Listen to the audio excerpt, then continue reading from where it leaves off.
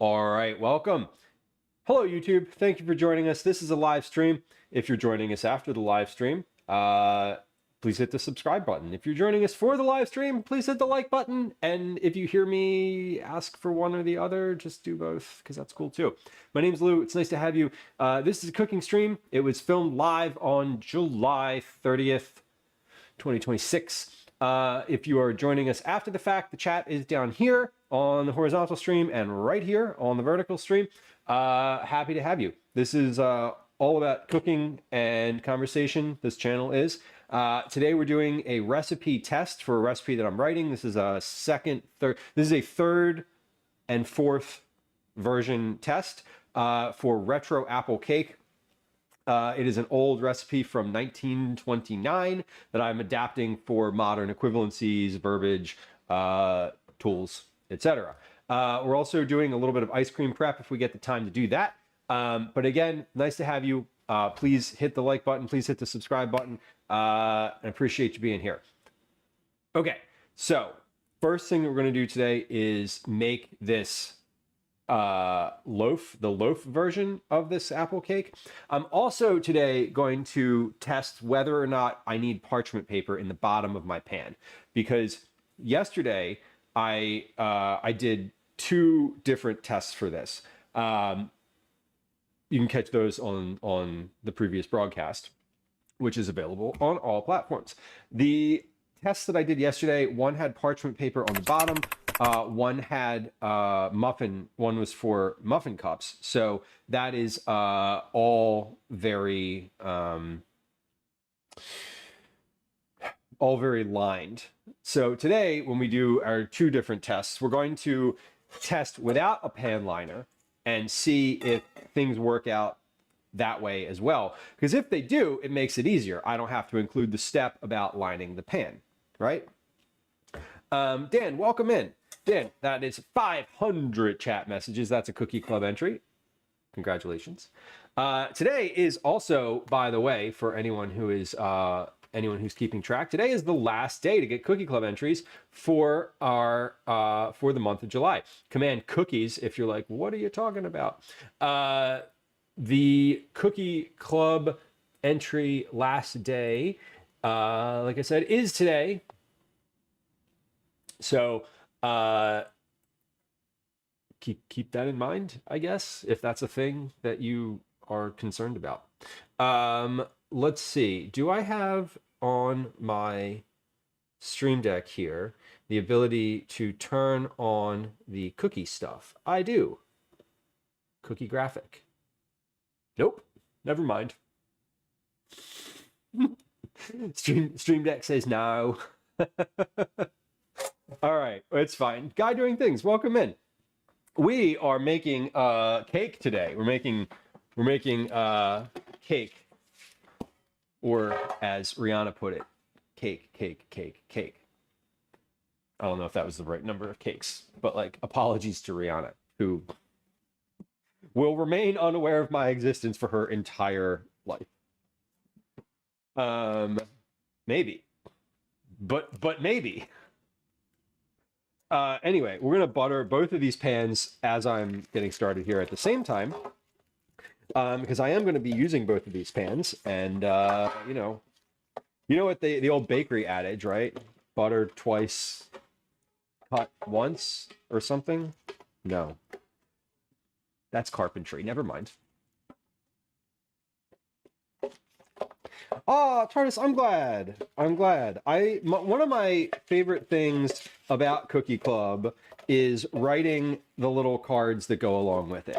For those of y'all who are not familiar or haven't gotten a Cookie Club package from me before, I do love writing a little card and a little note. I try to personalize them. Sometimes I say similar stuff in each card, but usually if you are a Cookie Club winner, we have a passable familiarity. You know what I mean?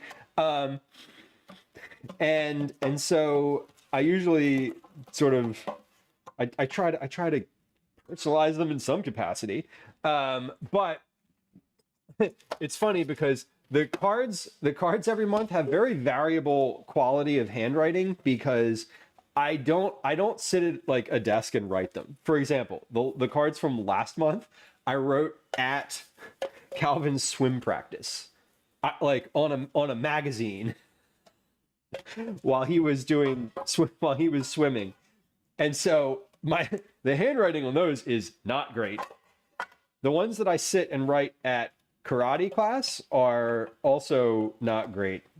The ones that I sit and write at the counter have good handwriting. So if you've gotten multiple Cookie Club boxes from me, you may notice the handwriting is incredibly different from month to month. And that has nothing to do with me as a human, but everything to do with my location when I'm doing the writing. Softy, welcome in. Welcome. That's so cute that they're taped up. I love that. I have a thing in my office room, bedroom. It's like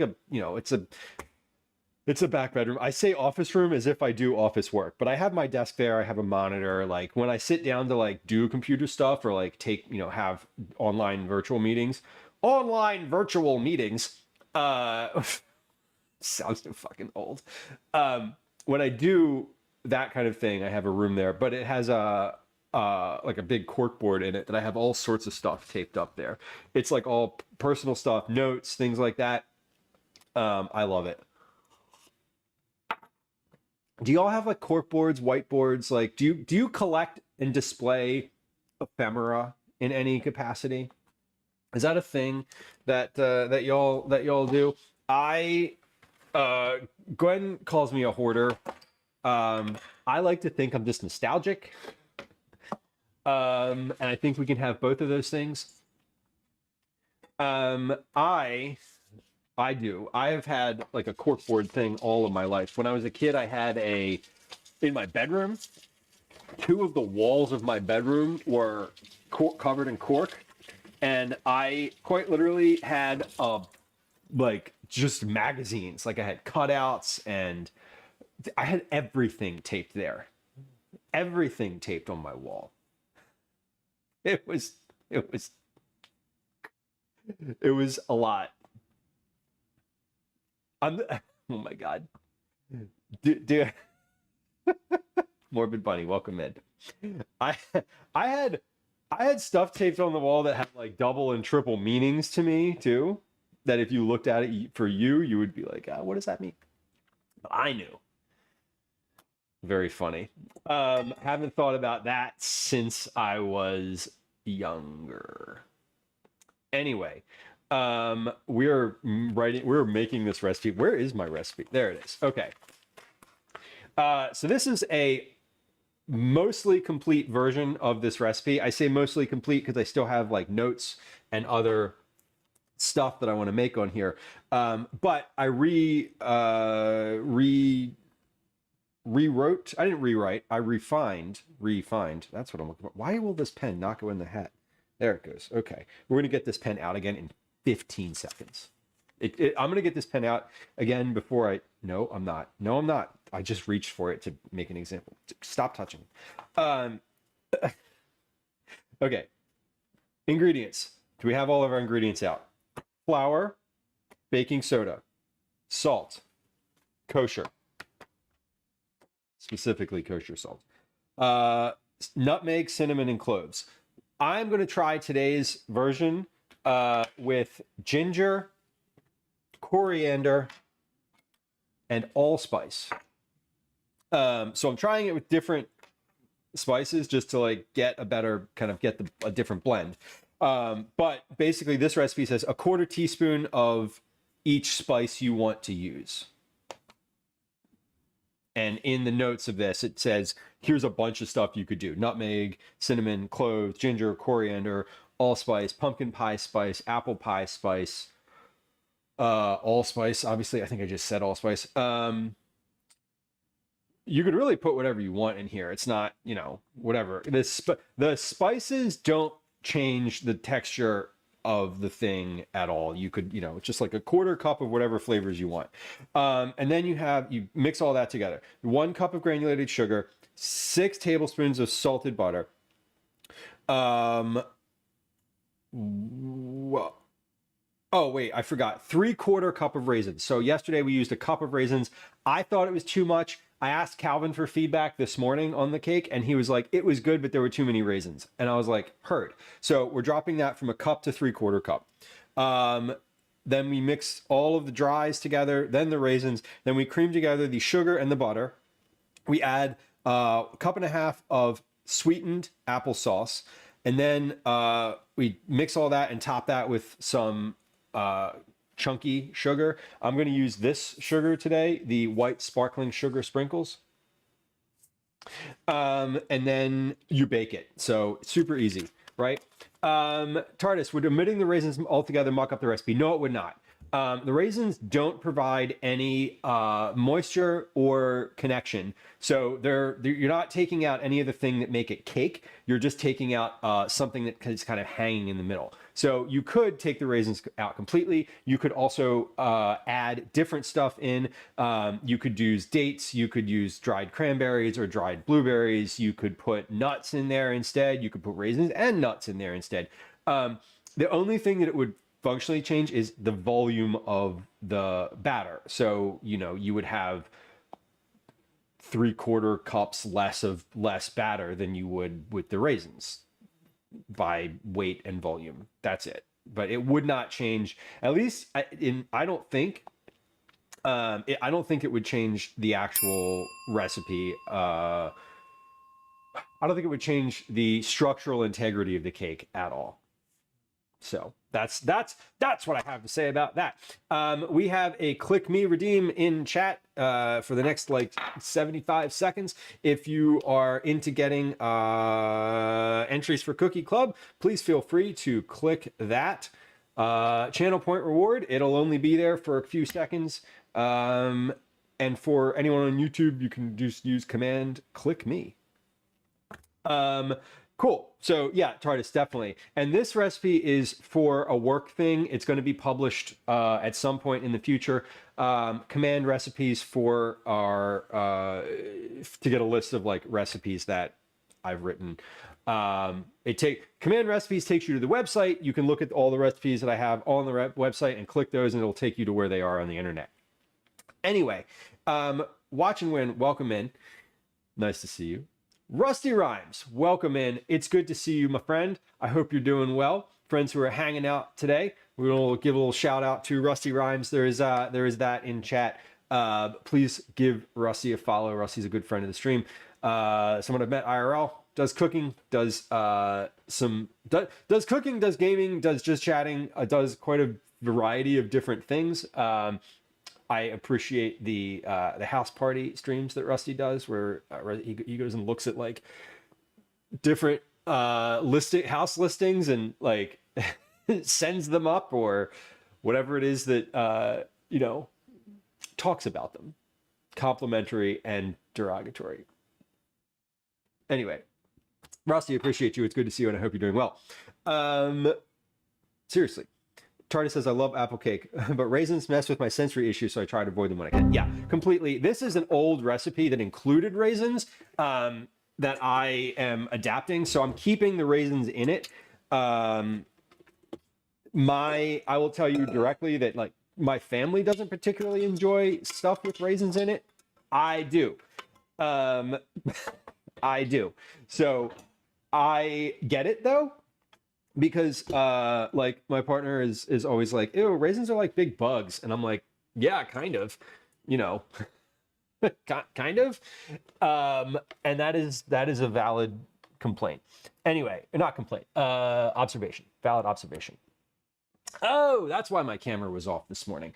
I was wondering why the camera was off. Hold on, we're gonna look at the sync rate for a second. Is that working? Is that camera working? It is. Cool. The camera was off because it was unplugged. Fun. Didn't know it was unplugged. Couldn't tell. Okay, so first things first today, we're going to do this by weight because I have measured all this stuff out, but I measured it twice yesterday. I weighed it twice yesterday. So we're doing it by weight today because that makes it a lot easier, and I know that it's going to be the same volume. That's not where there's no bowl there. It's going to be the same volume, generally speaking. So, raisins are nature's fruit. My grandma told me that often. They are nature's fruit. In fact, they are in fact a fruit. They are grapes. You know, which I remind Calvin when he's like, raisins, I don't like raisins. And I'm like, you like grapes though? And he's like, well, not today. God, we got into it recently over grapes because all he wanted to eat were the cotton candy grapes. And I was like, my guy, that's not the right Zoom. That's the right Zoom. Cotton candy grapes are fucking expensive. I'm like, do you know how much cotton candy grapes are?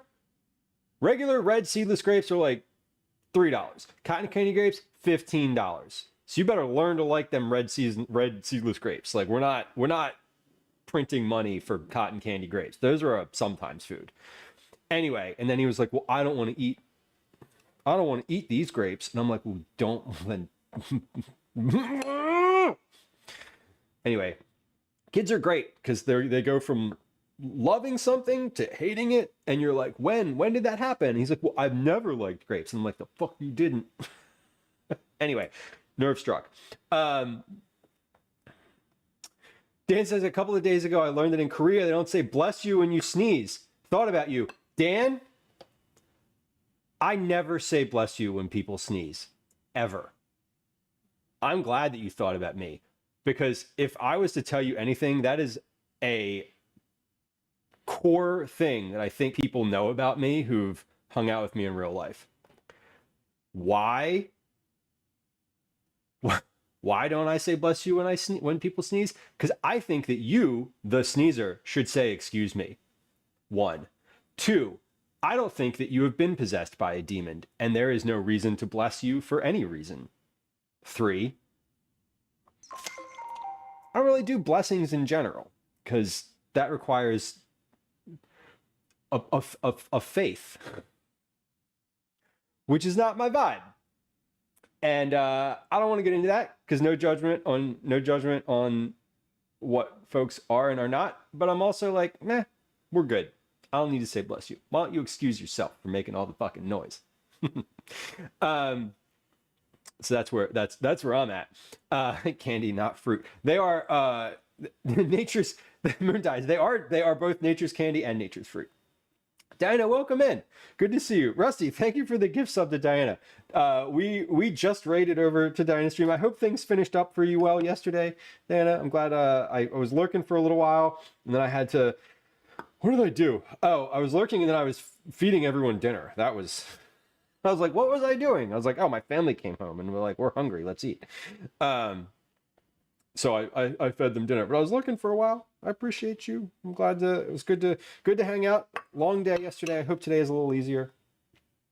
Rusty, thank you for the gift sub to Diana. I appreciate it. And I hope they appreciate it. We're going to measure out second 2 cups of flour because what we're going to do today is batch process.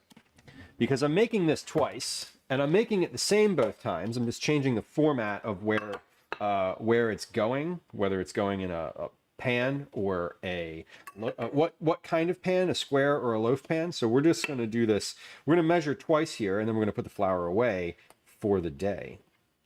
And that's going to be fun because yesterday we measured twice and baked twice. And today we're choosing efficiency. Rusty, right? I was like, what the fuck with the grapes? My guy, you have loved grapes for your whole life. And you chose violence today. Of all the days. Of all the days. I was like, the day that we ran out of cotton candy grapes, and I chose to buy the regular grapes instead. I was like, can we please take a pause for my sanity? And it was fine. It genuinely was fine. Okay, so speaking of pauses, we're going to take a pause here because I'm going to measure. We got 1 teaspoon of baking soda. Confirming this is a teaspoon. This is a teaspoon. All right. This is also a teaspoon. So we're doing a teaspoon of baking soda. Let me put that away. Then we do a 1/4 teaspoon. We're doing a full 1/4 teaspoon of salt today. Yesterday, I did an eighth of a teaspoon of salt, and one of my notes was that it wasn't salty enough. So we're doing a better job today. Love your logic. I know it's, but I see. Here's the thing. I thought about it, and I have thought about that, about the sneezing thing, quite a bit. And my partner was like, "You're rude. You're just rude." She was like, "It's just common courtesy to like say bless you when someone sneezes." And I was like, "Why? Why?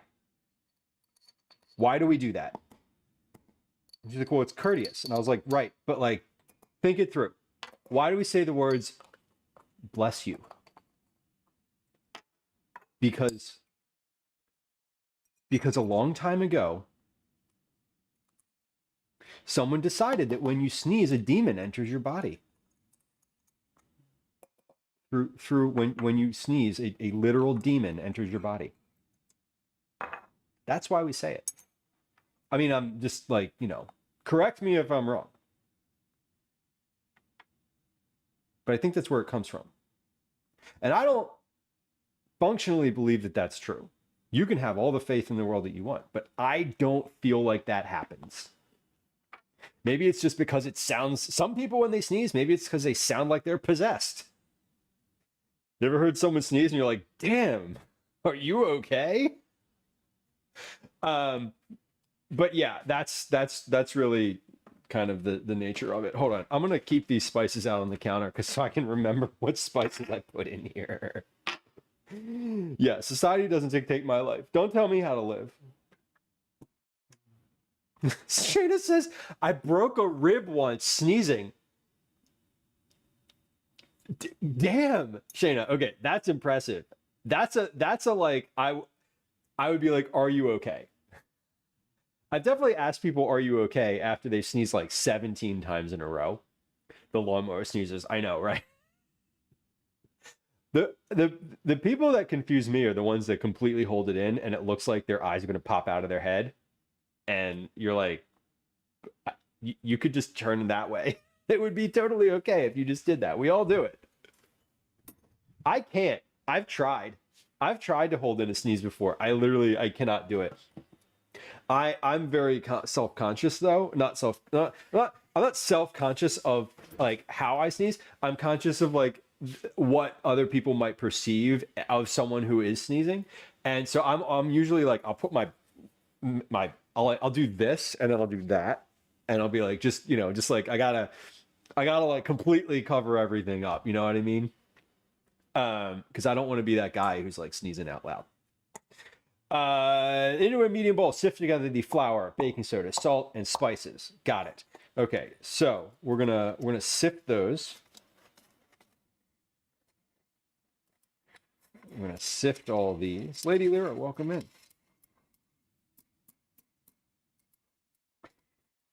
Yeah, right? Like we don't have, we don't. I don't. I'm not afraid of the demons. The monsters in our society are very real.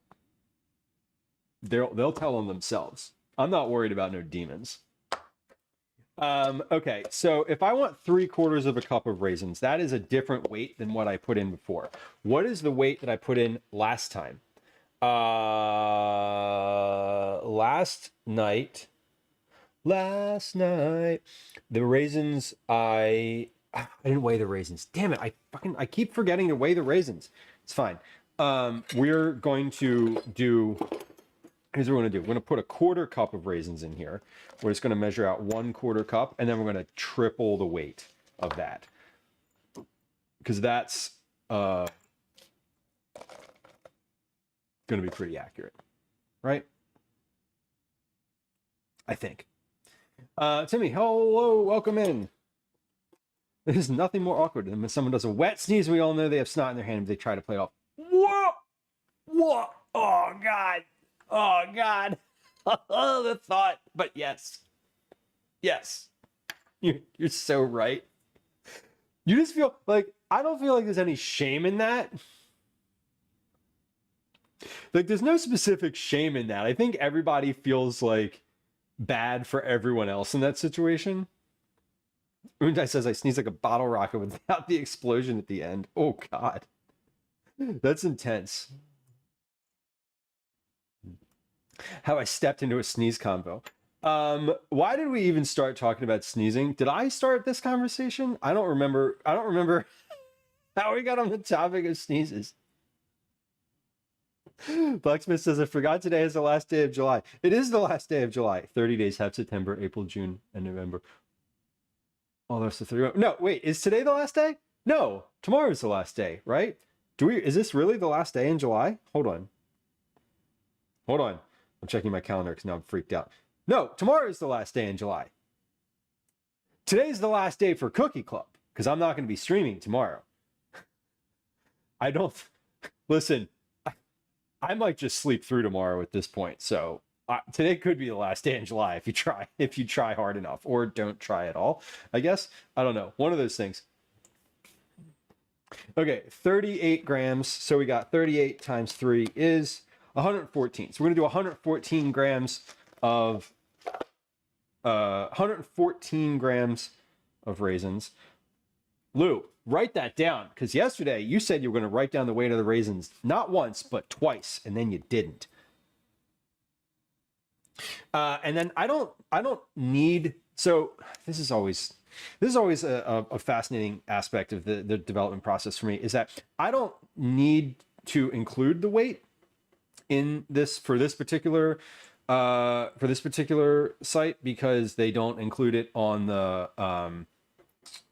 final version of the recipe, which is whatever, which is not my decision. So I have no say in it.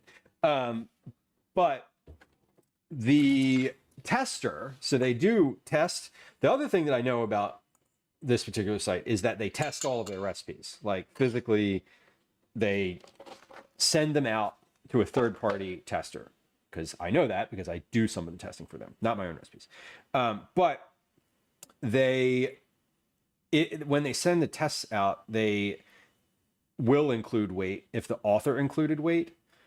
And they tell you that if the author included weight, to do the recipe by the weight measurement. So I always include the weights because that's how I want to cook. So when I am writing the thing, I'm writing them down. Because your cup of flour might not weigh the same as my cup of flour, but 303 grams of flour is also could be very different depending on your flour. But whatever. Darlene on YouTube, hello. Welcome. Red velvet ice cream, red velvet ice cream sandwiches. Like, yeah, I'm in. That sounds good. I would eat those. I would definitely eat red velvet ice cream sandwiches. I was just about to ask to clarify, is it the cookie or the ice cream that's red velvet? What ice cream was it? Is it vanilla? I'm assuming it's vanilla. 1 gram is a massive range depending on the context. Oh, I know. I'm aware. It is. In baking, a gram difference of flour, not so much. In other baking, a gram difference of flour, definitely a difference.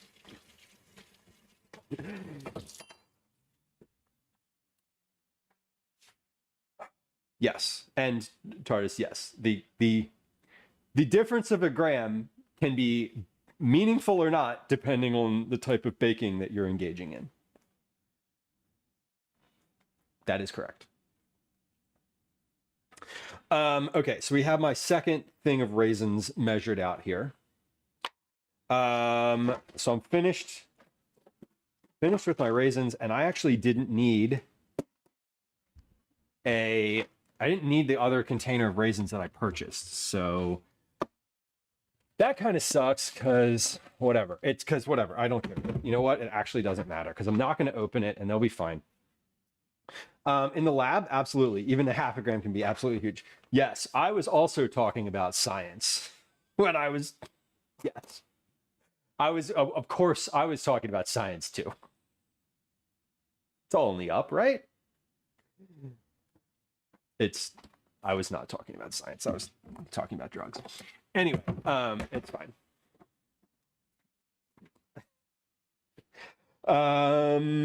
Dries are measured. Raisins for the second batch. Dries for the second batch. Raisins for the second batch. Okay, applesauce I'm going to do by weight. Sugar I'm going to do by weight. No other use for this or this. Okay, good. Now that's the type of baking I'm familiar with. Yes. Yes, same. Although oh man. It's been over a year, y'all. I have been sober, very sober, for over a year now. And it's wild to me. I didn't think that I would be in this place, but I am. Don't I look like a straight I do not look like I should be sober. And yet here we are. And yet, all right, I'm going to sip this flour later. So we'll get to that in a few minutes. Next, we mix the dry ingredients. Then we're going to mix the wet ingredients. Today, we're going to use a stand mixer. The versions that we did yesterday, we used a hand mixer, which is different, obviously different. So we're trying it today with a stand mixer just to see what the difference is. Moon dies, bup love. I think that heart is my most used emote. I use that I use either that heart or the Rusty Rhymes heart in like anytime I'm chatting and I put like a heart in chat, it's one of those two. They're like two of my more used heart emotes because I don't actually have a heart emote on my own channel. Otherwise, I would use that. Tarda says, I used to work with volumes of 0.3 letter L. So even 5 milliliter feels like a lot. 0.5 milliliters. I deal microliters. Okay. I deal the smallest. I have a scale that does down to the 10th of a gram, 100th of a gram. And I occasionally will measure out things that are 0.1 grams. But that's about it for me. I think you had to be watching. If you weren't watching and you missed it, it's okay. We're going to cream together some butter and sugar. We have 6 tablespoons of butter, 6 tablespoons of salted butter. I have that out on the counter. It's been out for an hour. It's not as soft as yesterday's butter, but it's soft enough. So, hold on. Did someone just knock on my door? No, I'm waiting for a package, by the way. I'm just like, FYI. I said this at the beginning of stream, but I am waiting for a new ice cream maker to arrive because the old one got ruined in the flood.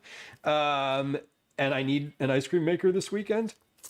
So I'm listening for like trucks outside as if I'm a child about to like go over to the window and be like, a truck. Because that's literally what I'm about to do. Anyway, Sarah, hello. Sarah asked why there was mushroom rain on the screen while we were talking about the 0.1 gram measurements. Because that's a good amount. Generally speaking, for just better mood. Your mileage may vary. That's yes. That's why. So I said I was sober, but maybe we take a pause on that and put that into context. Anyway, Anyway, Diana, right? Yeah, I'm a big fan. I'm a big fan. We're gonna measure the sugar though. We're gonna measure the sugar. Face pressed against the window, right? Yeah, it's like I'm waiting. There's a truck. There's a truck coming. There really is though. I hope it should be. 230 grams of sugar. All right, so we're gonna measure 230 grams of sugar. And I am also going to measure 230 grams of sugar into a small container in just a moment here, because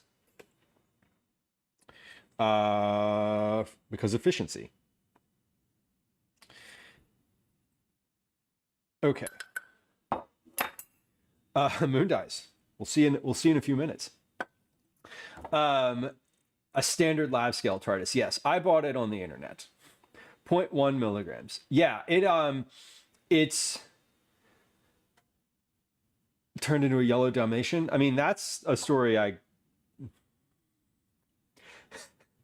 that's a story that goes along with 0.1 with like 1.5 grams of something. 0.1? No. 1.5? Yellow Dalmatians everywhere. Wait, speaking of sugar, I need to measure out this. I said I was going to measure out. I need to measure out the rest of the sugar. I said I was going to do that, and then I didn't, and I started putting it away because I forgot. A truck. I know. It's like, hold on. What is the sugar? 230 grams. You know, little kids get excited about trucks and stuff. Like I do too. Y'all, I can see. So from my front window just looks out onto the street, right? And when the trash truck comes by, I get onto the counter and I'm literally like, I'm like looking for the trash truck and I'm watching it. Y'all, it's so fun. Like, do y'all love the trash truck? I do. Clearly. I clearly enjoy watching the trash get, and it feels like a special bonus when the trash truck comes in, and like they do the ka-chunk thing right in front of my house, and I'm just like, yes! It's like I win. It's like I won some sort of prize. It's honestly, trash comes twice a week here, and it's great. I never. It's very rare that like I forget to put the trash out because I'm like, I get excited when the truck comes by. Try this. I definitely want to hear the Yellow Dalmatian story, please. The garbage man can. I do. I remember the song. I don't remember the nuance of the episode. But that was like, wasn't it like the Candyman can? I thought it was something having to do with candy. Probably both. We're putting the sugar away. I'm trying to be efficient and put my ingredients away as I'm using them because I don't have what happens is if I don't and I get to the end of the stream, I got stuff all over the place. And I'm like, damn it, it's so awful. Oh god damn it, I just put the sugar away that I'm literally about to use. No, I'm not. I'm using different sugar today. Luke, get your shit together. Get it together. Can't say I've never pushed the button, right? Well, welcome. There's no permanent harm from pushing the button, by the way.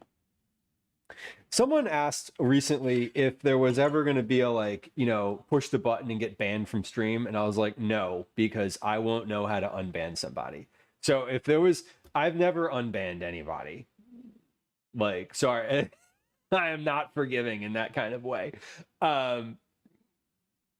Seriously, though. But I was like, I wouldn't know how. I literally wouldn't know how to unban somebody if I wanted to, which I don't. If you're banned, you're not watching. Excuse me, Daddy? You're not sorry. watching this. Daddy? Sorry. There it is. Daddy? Sorry. Daddy? Sorry. Daddy? Sorry. Daddy? Daddy? Sorry. I'm sorry. Daddy? Bye. Whoever knows how long that sound goes on for. That sound has been on the stream for years at this point, and every time it plays, I think that I know when it's going to end, and I'm wrong. and I don't hate it. Don't worry. I know what I'm doing. I have no freaking idea what I'm doing. I don't hate it, but it is a thing. You're right. Okay, so we're gonna get to the mixing here. I'm gonna try something. So yesterday, we need to mix this for 3 minutes. Pause. Where's my timer? Timer's over here. Yesterday, I tried to do the like clips during the mixing because it's loud and like it makes noise. And it didn't work. So we're gonna try it again because I think I fixed it. So for the next 3 minutes, there's gonna be a big screen with clips on it. And then I'm gonna be, oh, that's 30 minutes. We can't have that. We're gonna play clips like here, all in this area, and then I'm gonna be down in like this area. This part will be me live, right here, and then the rest of it will be clips. If everything works out, let's try it. Loading. Come on, you can do it, little clips player. Son of a bitch. It's not gonna work. Is it really not gonna work? It worked this morning. It worked 5 seconds before stream started. I tested it. It worked during the beginning of stream.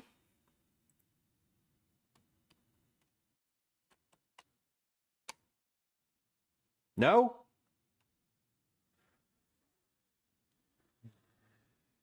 Y'all, I hate technology. I hate technology. Why? Why?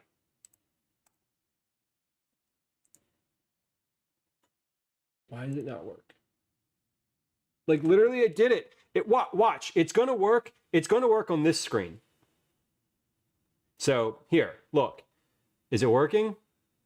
No. Okay, just gotta be wrong. Just make me wrong. Just wrong. I'm just wrong. Just wrong. Okay, the hell with it. We're just gonna mix and deal with the sound. How's that? TARDIS of the Yellow Dalmatian Story says it was a foggy Tuesday afternoon in February. We were working on a synthesis that all of us called the Yellow Horror. And it don't matter. None of this matters. Regarding the technology. It's finicky and annoying at the start, but mostly it produces a crapload of highlighter yellow waste. Chock full of sulfuric acid and will stain everything it touches. Lab coats, gloves, fume hood, everything except glassware. Glass is shockingly resilient. I think I know where this is going.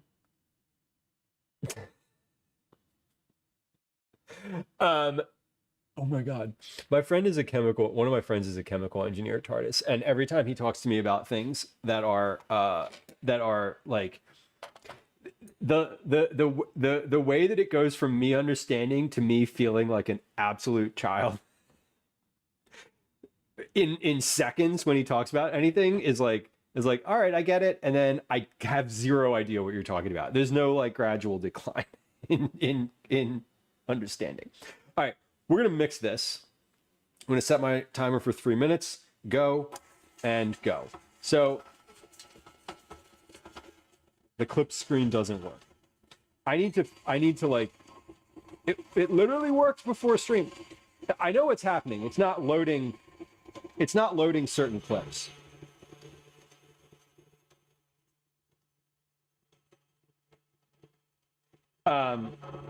There's something in the Twitch API that's not working right. It's not me.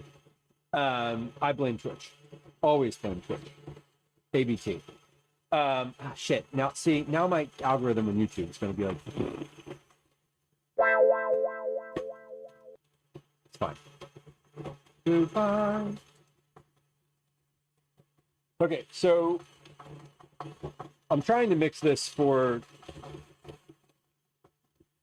I think the stand mixer will take less time to get to the same place. I think I'm right about where I was yesterday right now. After 5 minutes of mixing with the hand mixer and 1.5 minutes of mixing with the stand mixer. Okay.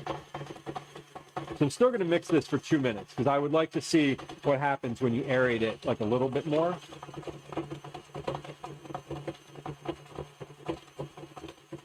But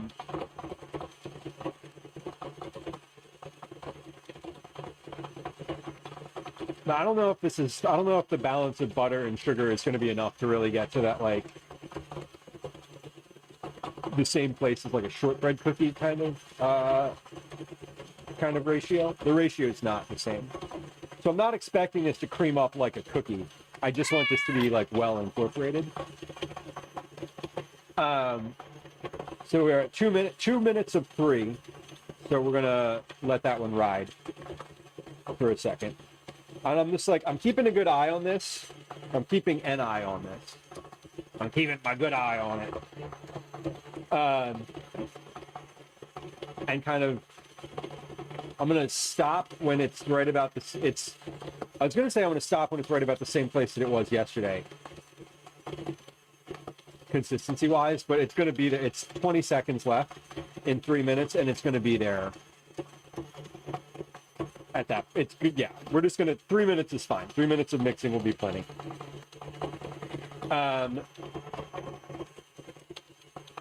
Yeah, 3 minutes of mixing will be plenty.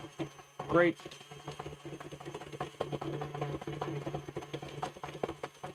Is the sound of the mixer coming through in any way? Is it like a low level hum? Is it like full volume? I am curious. Okay, so that's good. We're gonna add the applesauce to this. Cito, welcome in. Happy Thursday. Cyber, welcome in. Happy Thursday. Meow, bitch. Anyway, I don't know if that's the meow that played, but that's the one that plays in my head every time I see that come in. Tried a set of the yellow dye. One of my friends and I were sharing a fume hood. I was redoing my setup because it was a little too close to the bottom of the fume hood. When I heard a crash, my friend's fume hood had burst because it cooled down too fast, and his entire yellow horror mix was spilling out over his setup and the fume hood. I'm assuming this is not a caustic thing that is happening, that it's not necessarily a like, oh, you might burn all of your skin off scenario, that it's more of an inconvenience scenario. Light higher pitch. Okay, cool. Yeah, Rusty, that's good to know. Yesterday when we were using the hand mixer, with the hand mixer, it clears all of the sound out, and then when I talk, it sounds like I'm in a submarine. So that's not great. 378 grams of applesauce. Heckin' annoying. Yeah, I bet. And I'm assuming that's just a like just throw it out situation. There's no like, you're not shouting it out, you're throwing it out in that scenario. 378 grams of applesauce. Okay, I need to be a little cautious here because I can't take applesauce out. I can only put it in. I could take it out, but I'd prefer not to have to do that. 58, 68, 73, 76, 78. Oh, 80, 380. 380 is fine. There we go. We got it. Okay. Let's put this spoon. Where can I put this spoon? Hold on. I don't have a separate little storage spot on my counter. I've only got stuff that's full. Okay. Scraping the bowl with the spatula if needed, if ingredients get stuck around the top, until well combined and lighter in color. This will be 3 minutes for a stand mixer and about 5 minutes for a hand mixer. Done. With the mixer on low, add the applesauce and mix for 30 seconds until no streaks remain.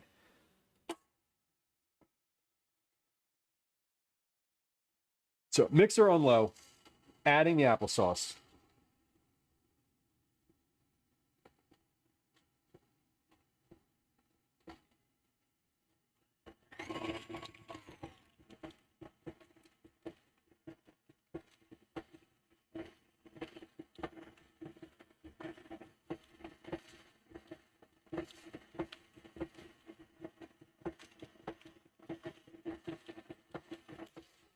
Okay, that was 30 seconds. I'm going to scrape the bowl, and I'm going to say that I actually probably want to mix this just a little bit more, maybe. Well, it looks about the same as yesterday. I just want to make sure, my goal in all of this is to make sure that everything that my process here looks the same, and that the things look the same with the stand mixer regarding timing. Or regarding the like consistency, the appearance of the mixture. So I'm trying to make sure that I'm giving directions for both a hand mixer and a stand mixer, and I'm basically want to say like, kind of this is the same. I want to be able to say this is the same exact thing for both scenarios. So that's why I'm being so kind of finicky about the timing here. Okay, this looks fine. Okay, yeah, about 30 seconds is good. Scrape the bowl and mix another 10. That's a note. That's a thing that I did differently. Scrape, mix 10 more seconds. Cool. TARDIS says I spent the next 2 minutes laughing at him, obviously. Then I grabbed a roll of paper towels and helped him clean up. Took the rest of the day. Dry paper towels, then water, then a 1-to-1 mix of alcohol and acetone. Was still yellow.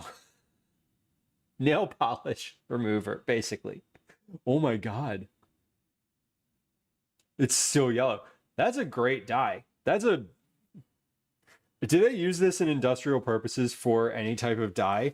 That feels like the type of thing that would go great in, you know how in the movies and like probably in real life, when they have the like packs of, you know, someone's like stealing and they open up the bag of money and like a thing shoots out because it's like, you know, bugged or whatever. It feels like that's the type of dye that should be in there. Because it's like, oh yeah, you never washing that off. Guess what? Guess what? Years later, you're still going to be yellow across your entire torso. With the mixer still on low, slowly add the dry ingredients and mix until well combined and no dry spots remain. Okay, cool. So we're going to leave this on low.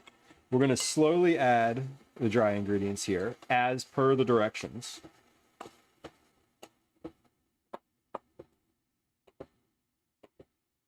So we have our flour, baking soda, salt, spices, and raisins all going into the mix now. Very slowly, very easily. Mixing until no dry spots remain. Great. No dry spots to be seen. But let's open this up. We're gonna kind of tap off the mixer blade. We're gonna wipe that down, scrape that down. I'm gonna scrape down the sides of the bowl. And I'm going to go ahead and scrape all the way to the bottom and make sure nothing's sticking down there. There's not. So we're going to scrape that and do 30 seconds more. Not 30 seconds. A few little seconds more. TARDIS, that's wild.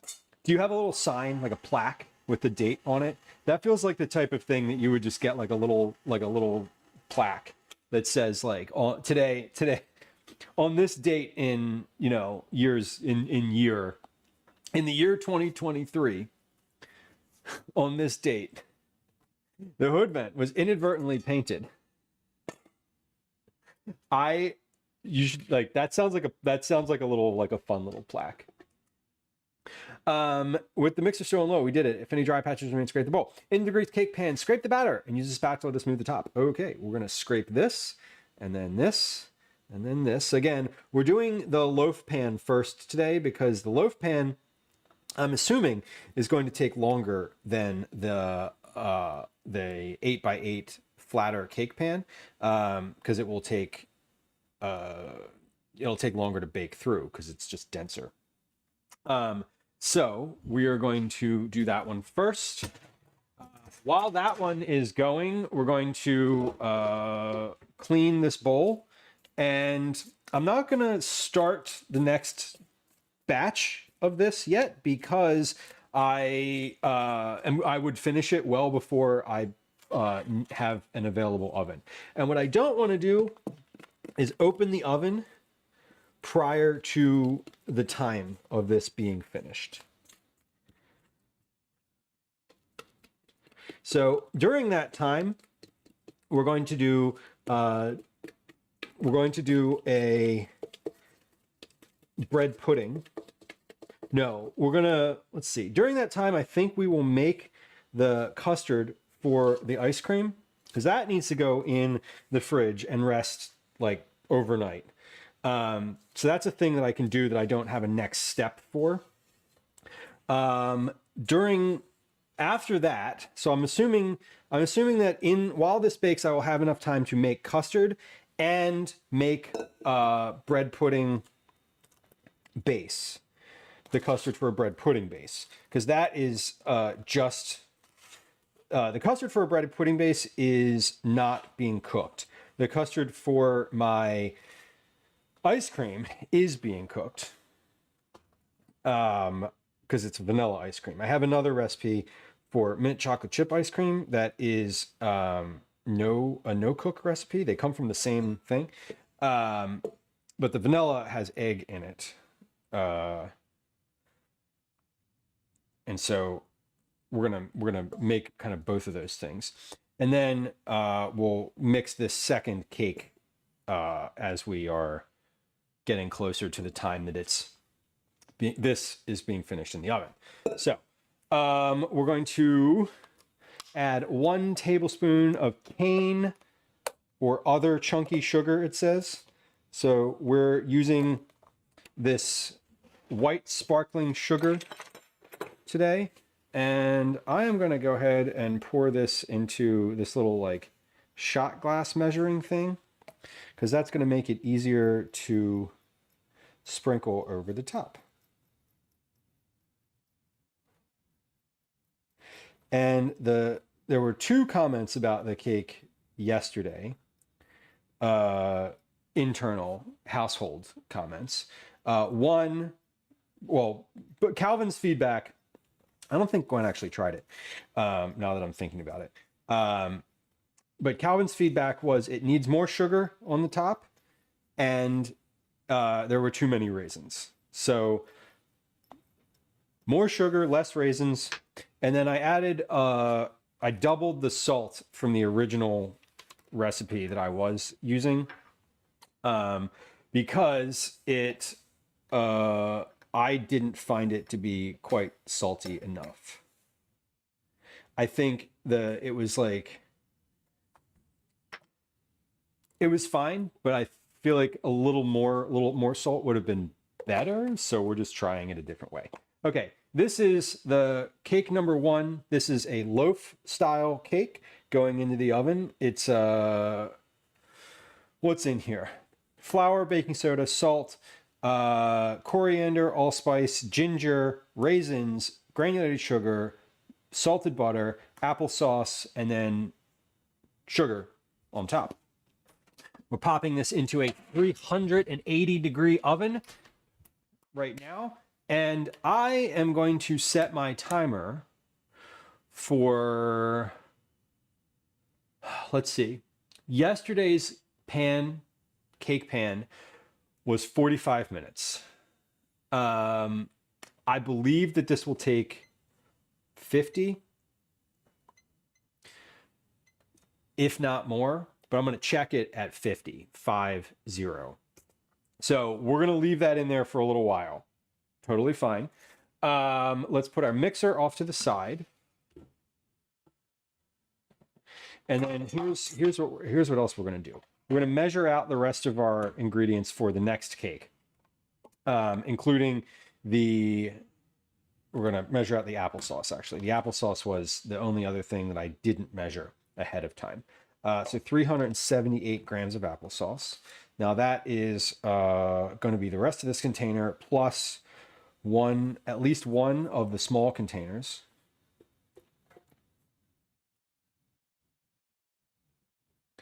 So I got the small containers. I'm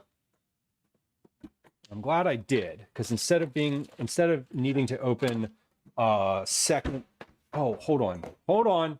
Pause. Oh, no, I don't want to use that. I have applesauce in the fridge. It's already opened, but it's no sugar added. And this recipe literally calls for sweetened applesauce. And if I use that, it's going to change the flavor. So we can't. Or rather, I'd rather not. 378 grams. 78. Okay, I'm gonna add like 3 or 4 extra grams in here, only because there will be a little, when I dump this in, there'll be some that sticks to the inside of this container. So I want to account for that. But we're all measured out now. We're measured out. I'm gonna also sift my flour and get that sort of done ahead of time. The goal is just clearing the counter off. Yeah, the goal is clearing off what I need to or what I can from the counter, so that when I do this next batch of cake, I will just dump it. You know, this is kind of a dump and go situation. Make it a bit easier. There. Okay, so everything is ready for the next one, except my bowl, which I need to wash. But let's get that. I'm gonna get some hot water going. So that is cake number 1 in the oven, good to go. Cake number 2 is the sugar. Just gonna I'm gonna put the butter right into there. And basically I'm just kind of getting everything fully ready to dump. Just dump and mix and move as quick as possible for the next one, because then, as soon as it's done, it's like, you know, mix for 3 minutes, 2 minutes later, it's in the oven. Okay, so this is all good. We'll sit this on the tray. So we have number 1, number 2, then number 3, number 4. I can put my raisins in here now, because this is the step where I would put the raisins in. So we're going to do all of that. And then we'll get started on the next thing. Sofa, hello. Hope you're doing well. Good job this week, by the way. You're doing good. You're doing good.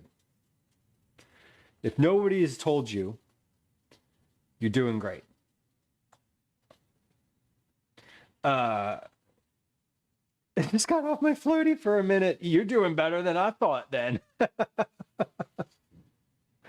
That's not what I was talking about, but that's amazing. I love that. I love it. Enjoy your day. Enjoy your day. I was live a little earlier today than usual, or than I was planning on being, and we're going to be ending stream a little earlier today than I planned on ending it. Life is happening today, wouldn't you know? We're doing good though. I got my first cake test in the oven. Second cake test is I'm doing everything except the initial mixing, or everything except the mixing for this. So we're kind of getting our mise en place completely ready. The only one thing that I did not test, or that I'm not going to test in here, that I'm just going to,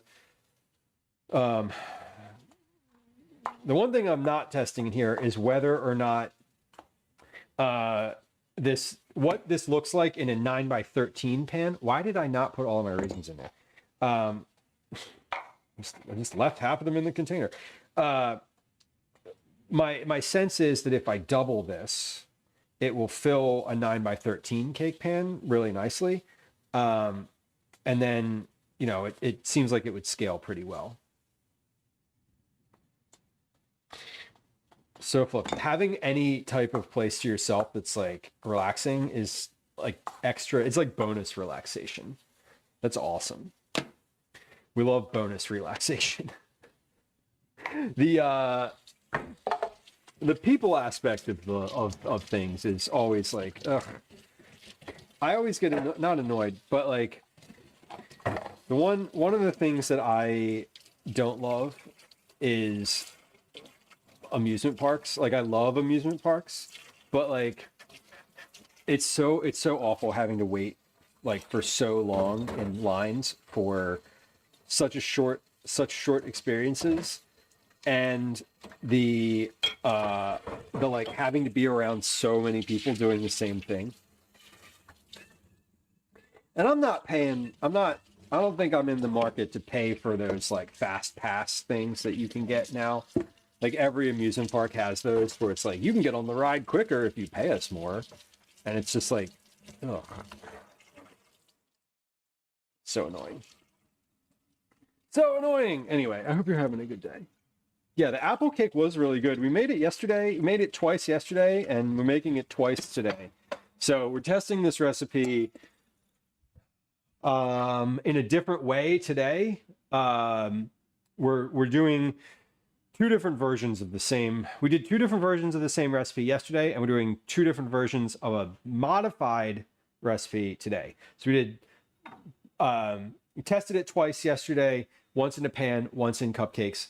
Both of those worked out and were really good. We're testing it today with a modified recipe, once in a pan and once in a loaf pan. So the goal of this is to give a good recipe that is versatile for whatever size pan you want to bake it in. That's the goal. And I want to be able to give some timing for like, okay, in an 8x8, you bake for 45 minutes. In a muffin tin, you bake for 30 minutes. In a loaf pan, we'll see. Talk to me in 42 minutes when I take it out of the oven and test it. I'm probably going to need that scale again today, aren't I? Yeah, probably. Okay, my timer here is counting up, and I'm like, why is that counting up? I forget why I set the count up timer, but anyway, but now it's not. I'm gonna write down what spices I put in here for this test because I want to put the spices away too. So today we did ginger, coriander, and allspice. Cool. All right, those look good. I hope the flavor is good in those. If not, can't change it because we already mixed it. So it is what it is at this point. All right. So cake is in the oven. It's been in there for not that long, but it is already starting to rise. It looks really beautiful. This can also go away. Right. We measured that out as well. All right, beautiful. So. Let's pause and consider what's next on stream today. At some point, I've mentioned this multiple times, but at some point we're going to get I'm going to get a package delivery. Here's a watermelon. We're not doing anything with this today. It's just here. I could cut this up actually. That's like backup plan is if I finish everything I planned on doing on stream, we can always cut a watermelon. We're not going to do that today. I don't think it's ripe yet. That's why. So at some point today, I'm going to get a delivery and we're going to pause for like a moment to get, to bring that in and, start the process of curing this new ice cream maker that I have, because it needs to be soaked. It's a wooden bucket without a liner, which gives me some concern, but it needs to be soaked for like a couple hours before it can be used so that the wood swells. So ice cream bucket treatment is on hold because we literally don't have it yet. It's being delivered. Cake number 1 is in the loaf pan with the stand mixer and is good to go. Cake number 2 is prepped and ready to put in the oven when we are ready for it to go in the oven, about roughly 40 minutes from now. So we're going to hold on doing that. What I do want to do is here's what I think I want to do. I want to make the bread pudding right now because cake number 2 is ready to go in. all except for the mixing part, which is going to take roughly 5 minutes.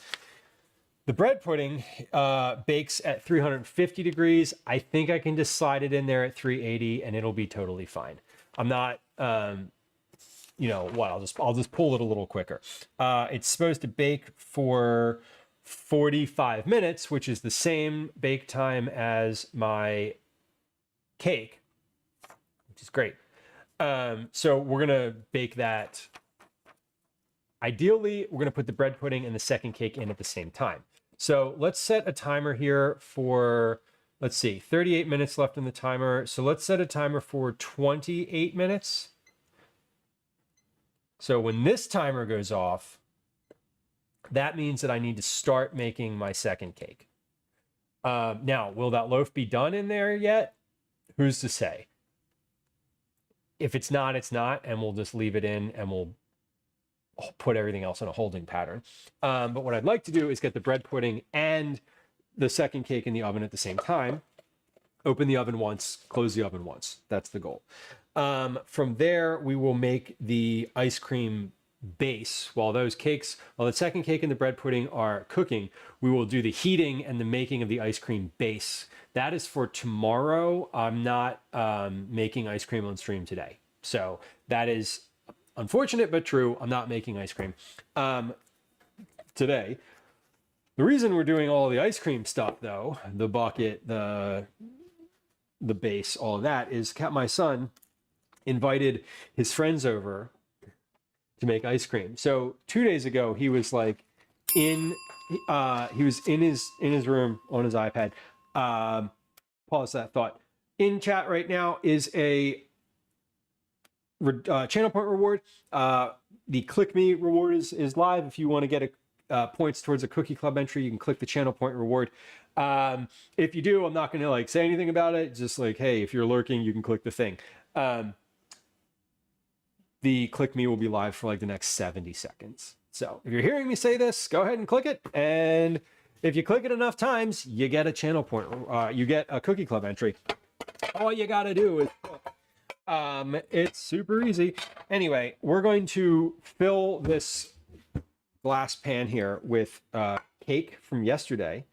I have this cake plus the muffins that I made. Now I know the muffins are what they are. Like it would be nice to just kind of keep all of them and make them nice and keep them as muffins, and it's fine. I'm going to chop this cake up and we're going to chop the muffins up too, because I don't really care and I really just want bread pudding. And we got more cake in the oven and more cake on the counter, and like cake, got all of it. We got a lot of it. We got too much of it. Honestly, there's too much of it.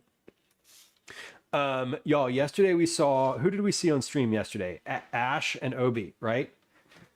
So who were we missing? Meow. Yeah, Beepy. Hi.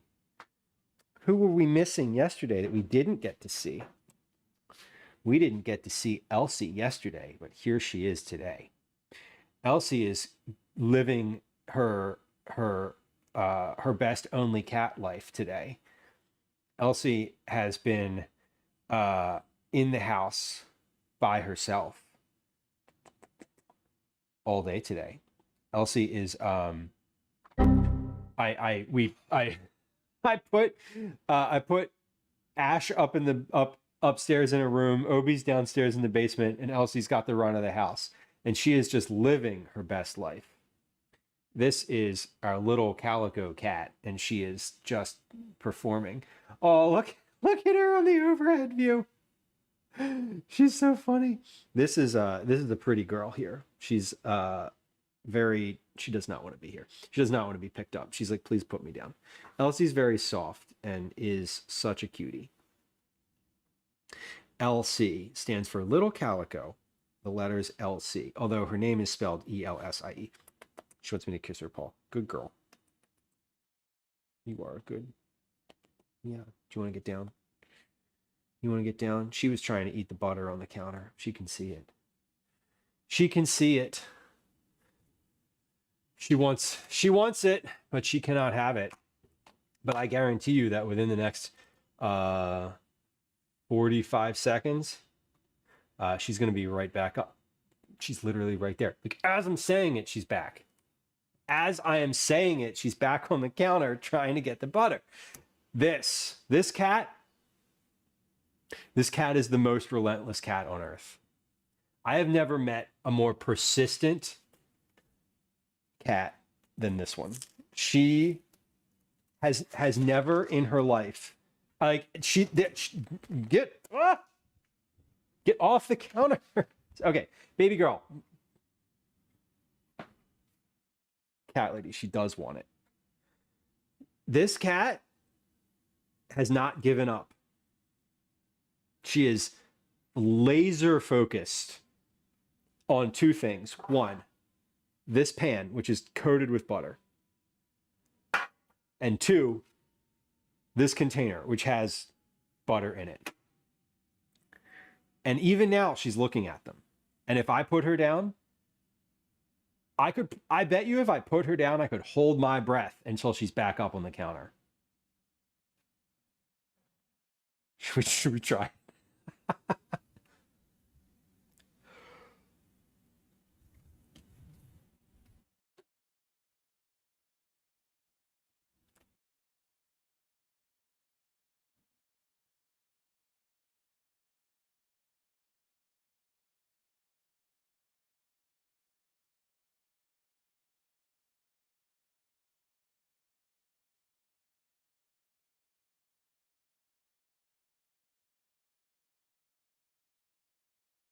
There she is. That wasn't even hard. Get down, please. Stop, babe. Stop. Stop. Okay.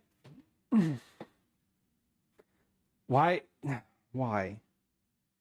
we not have butter out? I thought Ash was bad.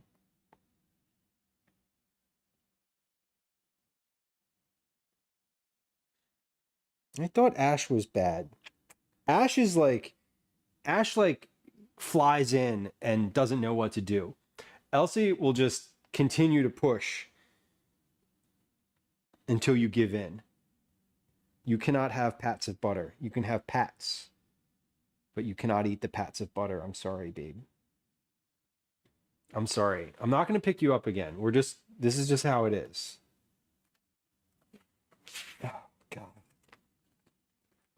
I'm out of sticky thing on my. I'm out of sticky thing on my my roller. It's not even going to work. Damn it. It's fine. Elsie, I can't pick you up again until we get more lint rollers. Okay, that's good. Oh my God. I know. She just wants to eat the butter. She's coming back. She's coming back. I can't. She's back. I need to push the chair in. That's what I need to do. She keeps hopping up on the chair because the chair isn't pushed in and she can get around the edge of it and then get up right up on the counter. Okay, I'm going to wash my hands. Can someone play a sound if the cat materializes on the counter here in the next 20 seconds, please? I'm going to try, but like I can't I am not as vigilant as Elsie is. Okay. That's good. She's back. Get down. Get down. I swear to God. You can't see her, but she's right here. She's on the counter. Babe. Okay. She's so relentless. It's so ridiculous, but like it's funny and it's frustrating because she literally is not going to stop. She's not going to stop unless I let her eat the butter or let her get onto the counter and fully explore everything, because otherwise she's not going to know. I'm not going to do either one of those things. Gather all of the ingredients. Place bread pieces into an 8x8 baking dish. Drizzle melted butter over bread and sprinkle raisins over the top. We're not going to sprinkle the raisins on this because why? This calls for 2 tablespoons of butter melted. I'm doubling this recipe, so we're going to do 4 tablespoons of butter. This is a recipe that I just found on the internet. It's from All Recipes. I did Very little research into bread pudding. I feel like it is fine. This version of it is just like French toast. This one actually calls for bread, like real bread, slices of day-old bread torn into small pieces. I'm just following this recipe because it was the easier of the ones that I found. That's all. Nick, welcome in. Send me some of everything in a mason jar. Ooh, bread pudding in a mason jar? Hell yeah, I'm into that. Could you bake bread pudding in a mason jar? Can you bake mason jars? Man, what a train of thought we just had. Sometimes I just give the cats a spoon with a little butter and yogurt, whatever they want to appease them, off of the counter. So yeah, I could, but we are experiencing. I say we. This is like the royal we, the feline we of the collective feline we in the house is experiencing intestinal distress. Elsie and Ash have both within the past 2 days vomited. Ash is not doing great in terms of that. He's actually going. The reason that we're not streaming later today is that Ash is going to the vet at 4:30 because he needs to. Elsie went yesterday. Ash is going today. So they are not. We're not giving the cats butter. Do not bake in a mason jar is what I have learned. Fair. Canning at high temp is fine. Yeah, I think it's the with canning, that's definitely just a different process though. Baking, I feel like I've never heard of this. I've heard of like, I guess where my head was at was like I've heard of cake parfaits in a mason jar, but those are like not cooked, right. There's soda lime glass and will explode. We do not want that. We do not want that.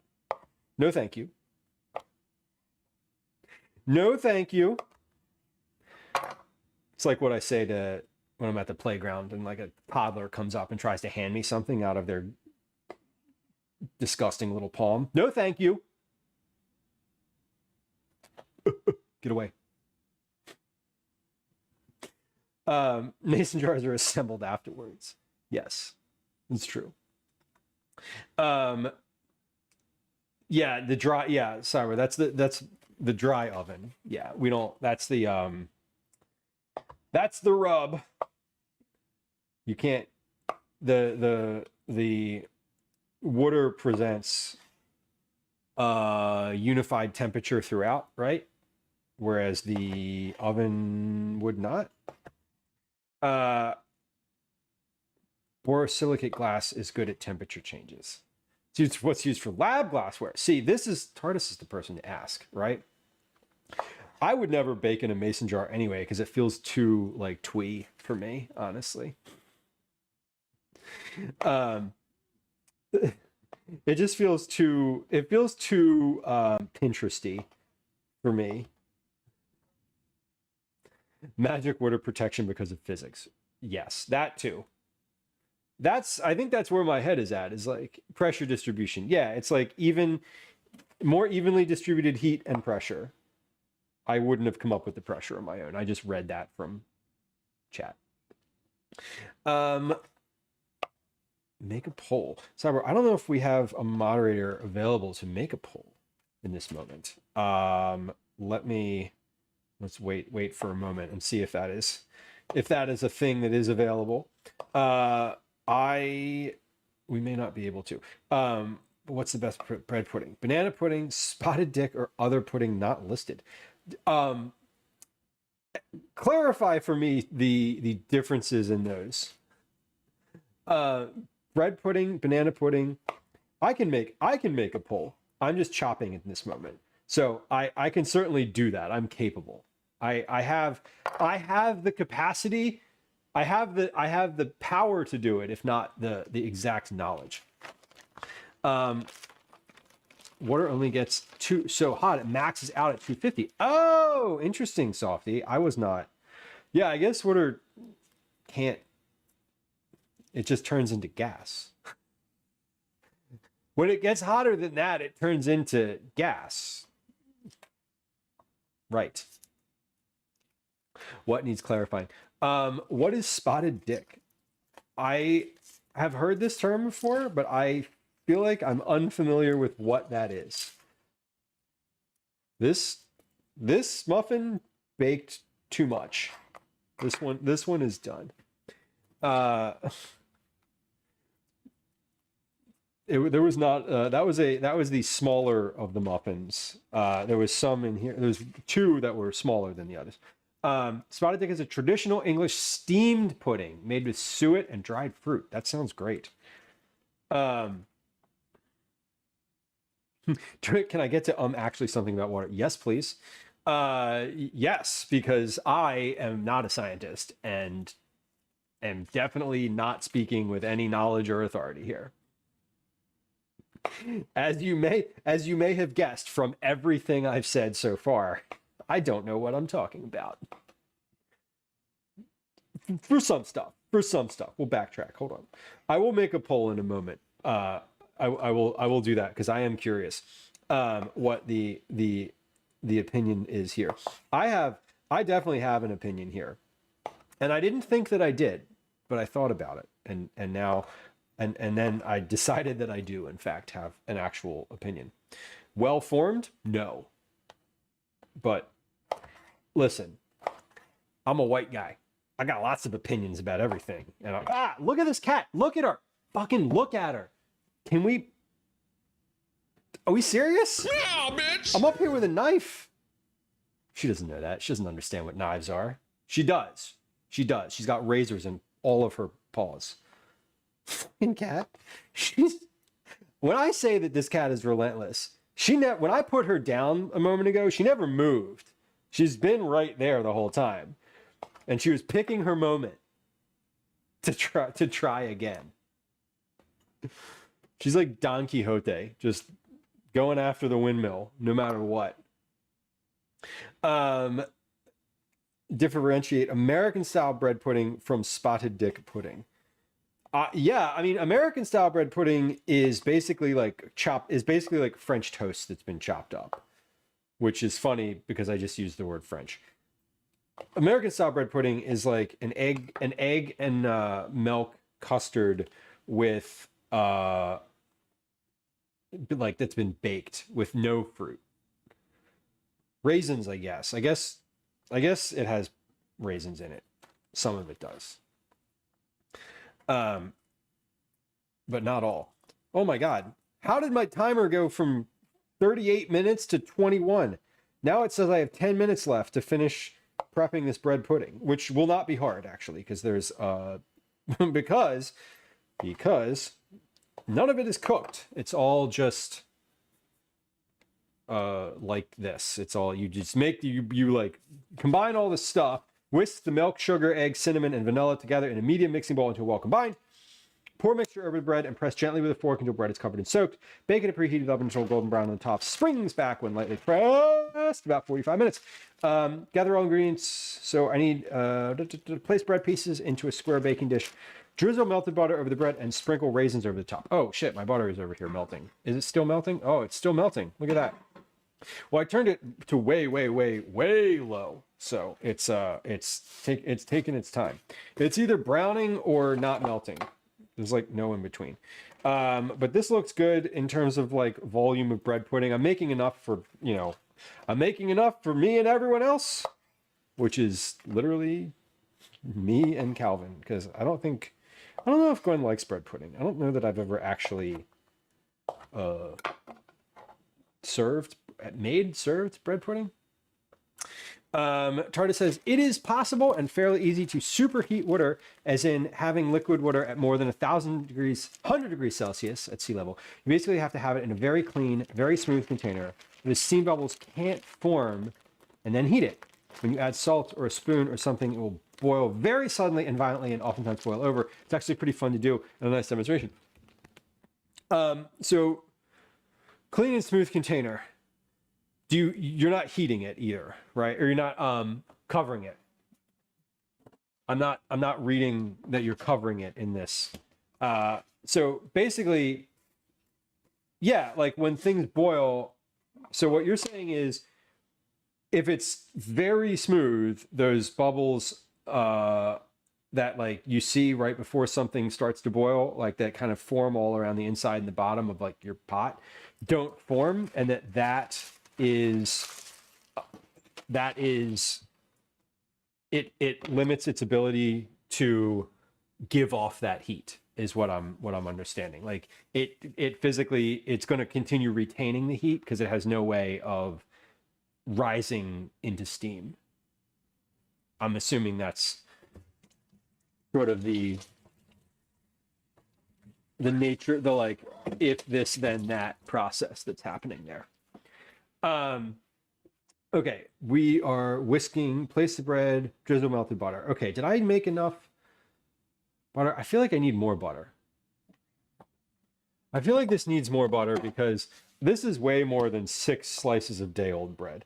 We're going to add 2 more tablespoons to this, meaning 2, 4, 6 tablespoons. We'll melt that off, and then that'll be that will definitely be enough, or it won't, but it'll be fun to try regardless.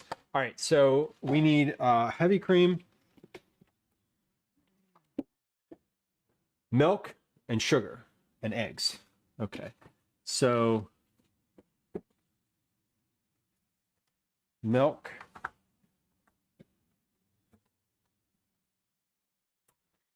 sugar, eggs. Oh, I don't need heavy cream. This calls for milk. I'm going to use heavy cream. Is there a reason I shouldn't use heavy cream? I haven't opened that container of milk. I want to use it for ice cream.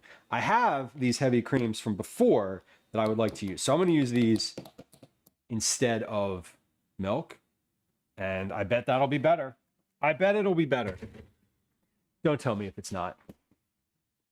I'm going to do it anyway. Remove the nucleation sites. Nucleation sites. That's a term I have not heard before, but is fascinating. The phase change is delayed until it happens in a kind of an explosion of boiling. So basically, like, yeah, when you put something in there, a spoon or like something that has those little surfaces, like everything that it like accelerates it. It accelerates it. And I feel like I'm familiar with this. This is when you have a pot of water that's about to boil for pasta and you pour a bunch of salt into it. Is that like a similar, like that reaction where it like then sort of just happens right away? Adding a crystal or scraping the side of the bottom of the container. Fascinating. Tardis says, I think that might be exactly it. That, yeah. So I'm thinking of like how this might show up in a, how this might show up in like your everyday experience. Okay, so let's do, we're doubling this recipe. So we're doing 4 cups of milk, which is heavy cream. 4 cups of heavy cream. I just gave it a sniff because it, because it's got to pass the sniff test.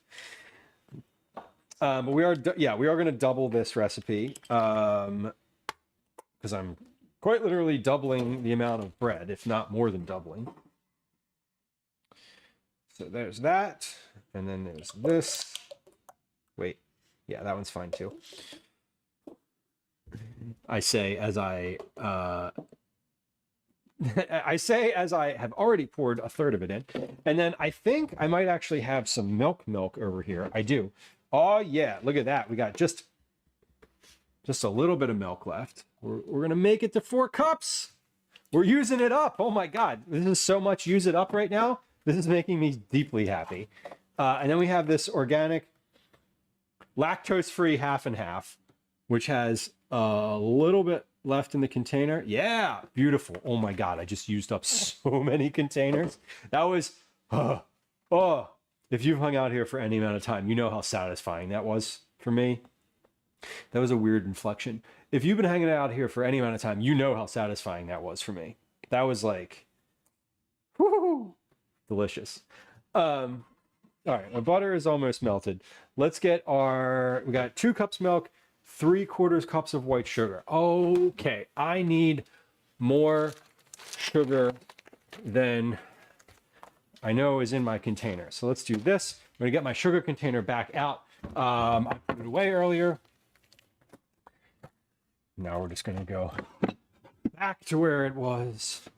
And we need a cup and a half of sugar. I have a half cup measure here. Whisk the milk, sugar, eggs. Okay, so we're going to add the milk. We added the milk.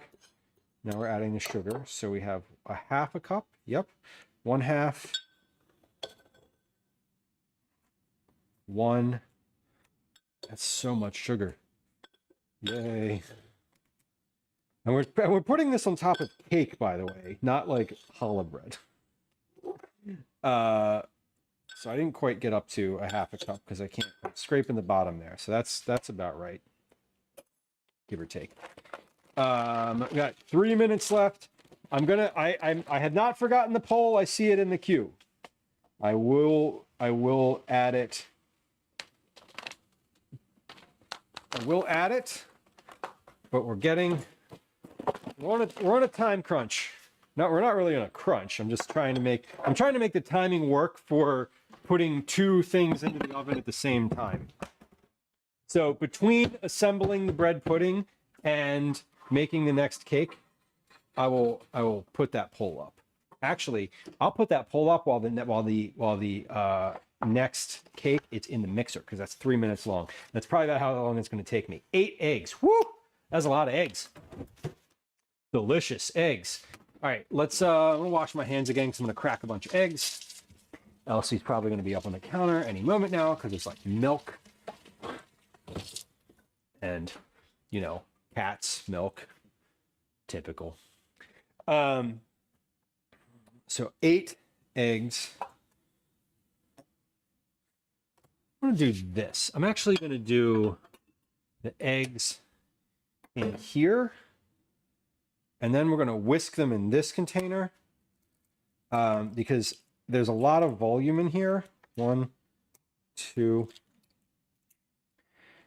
3. And I think that I want to make sure that all the yolks get mixed up. And it'll be easier to see that that has happened in a separate container. So I'm going to mix all the eggs, then just pour them in. 6, 7, 8. 8 large eggs. Rinse my hands. And then it calls for cinnamon and vanilla extract, which I will add, but will not measure because neither of those ingredients actually requires measuring. They are better measured with heart than measuring spoons. 2 teaspoons cinnamon. Okay, so that's it's probably about 5. Oh well. And then vanilla extract. 1, 2, 3. Cool. That's probably fine. All right, let's whisk these. So eggs. I'll whisk the eggs. Whoop, spilled a little. That's okay. Oh, timer's up. Okay, that tells me I have about 10 minutes left until my cake is needs to be checked. My cake in the oven needs to be checked, which means I have just a few minutes to finish this bread pudding before the cake, before I need to start the next cake version. The next cake is going to be in the same 8x8 loaf pan I used yesterday. The only difference between this one and yesterday, from an ingredient perspective, there's like a little bit of a difference, but the other difference is that I did not line the pan with a parchment paper today. I am just letting it be greased, and I want to see how the cake comes out. If it comes out I want to see if it comes out as easily as it did yesterday, because yesterday it was just like whoop, right out of the pan, slid right out, no problem, no No friction. Okay. Butter is melted. I'm going to pour this over the top. April, welcome in. Hello. So we're pouring our butter over the top. This is good. That seems a good amount. It's not saturated. It's not soaked. It's not pooling. Just soaking. Or just existing in there. Yes, we love the purple shirt. This is a new acquisition. Now, what's nice about this shirt is that like right before stream, I spilled something on it and wiped it off, and you couldn't even tell. I was like, oh, that's great. There's no way to see spills on this. It's kind of nice. I love that about it. And for me, because I spill things. Pour the mixture over the bread and press gently with a fork until bread is covered and soaked. Okay. Covered and soaked. So here's the thing. If this ends up being too soupy, what we're going to do is add more bread, which I think we will need to do. Which is fine because I have more. So we are going to cut, I don't know, several more muffins. We might actually just cut the rest of the muffins and put them in there while we are waiting. We're not waiting. While we're working here.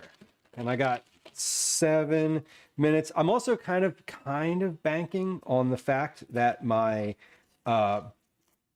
loaf in the oven is not going to be finished just yet. Not banking on it, but I'm assuming, because the 8x8 pan was a 45-minute bake, and I actually left that in there for 47 minutes or so, which it was finished. I could have pulled it at 45, and I think it would have been fine. So my thought is that this one is probably going to be a little more than 50 minutes because the density of it is a lot higher than the flatter loaf. So we're just gonna pop some more muffins into here. I got 4 more out. We have a cake to mix here, but that cake will take roughly 5 minutes to mix or so, and I'm all ready to start doing that. I washed my bowl, I washed my paddle attachment. I have every piece of my ingredient for that cake ready to dump in. So when I'm finished doing this, we're going to pop the next cake into the mixer and start moving. So that was plenty. We have plenty in here now. This is definitely like a French toast casserole, April. I feel like it's super similar. I've made a pancake casserole before out of like frozen store-bought like pre-made pancakes. That was really good. That was very similar to this. You know, this is sort of a not fancy bread pudding that we're making today out of leftover cake. Yes, I didn't write the recipe for it, but I tested it. And it was very, very good. It actually made a ton. It was, I don't want to say weirdly, but it used like an entire package of frozen pancakes, and the ratios of everything in it were perfect. Testing it was fun. It was one of those things that I was like, oh, this is a breakfast food. And I like tested it because you let it soak overnight. It's one of those things that's meant to like literally soak overnight in the fridge, and then you pop it in the oven like first thing in the morning. And it was like, it was so good. Oh my God, it was so good. It was on the website Simply Recipes, and I think if you search pancake casserole, it's probably the only thing that comes up. That's my guess. I don't know if there's another one on there, but there can't be two, right? Certainly there can only be one. Okay, this cake is looking good. I am definitely going to check it when it's done, when the timer is up, because I'm looking at it and it looks like it's slightly cracked on the top, which is great. And that's what we're looking for. Okay. We're going to have a poll incoming in just a few moments here because I'm going to mix the sugar and the butter for 3 minutes here. And while that is happening, I will be figuring out how to launch a poll. So step number 1 in this recipe, mix the sugar and the butter in a medium bowl for 3 minutes. Okay. 3, 0, 0, go. Okay. So that is going to get mixed. Let's figure out a poll. Okay. Hold on, I need my keyboard for this.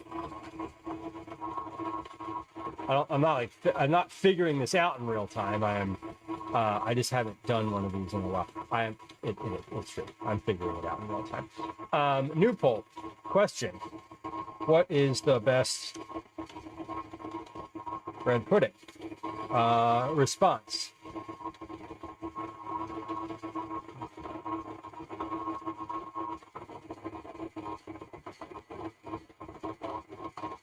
Bread pudding. American. Banana pudding. Spotted. Dick. So that's English.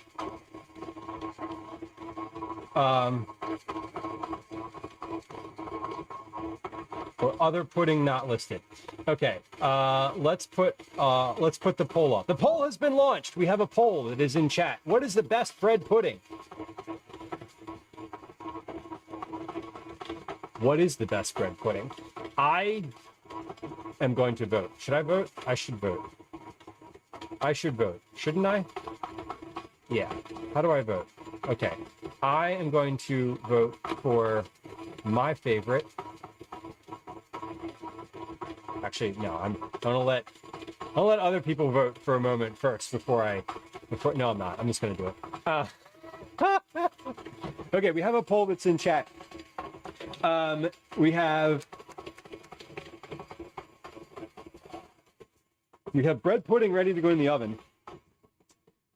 We also have a cake ready to come out of the oven. So let's do wire rack. The cake is going to go into here. When it comes out, it's going to go onto here. When it goes in, we go in this container. Twinderella, welcome in. Twinderella, I figured out how to make a poll. Are you proud of me? I made a poll. I did it. We are, sorry I'm so late. There's no attendance policy. You're good. Feel free to come or not.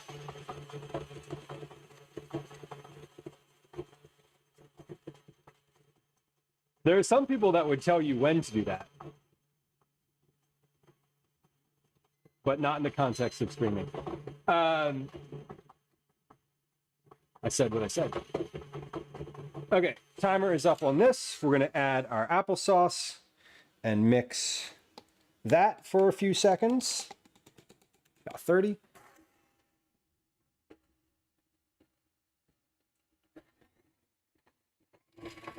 Nope, too high.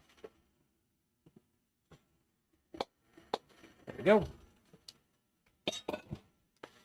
And then, hold on, spatula. Okay, timer is up for my cake in the oven.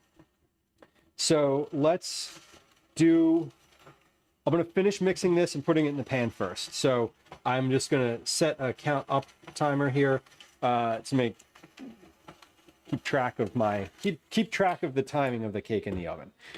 Okay, this is good. This is good. So as I said before, we're mixing quick because this is ready to go. Everything here is mise en place. And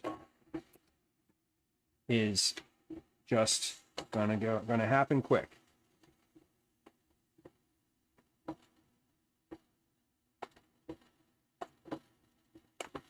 Okay.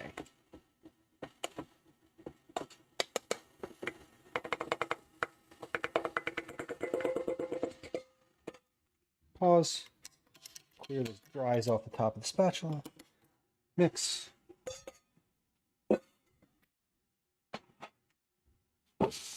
Nothing was even on the tray.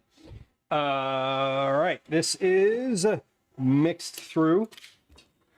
We're at 46 minutes in the oven.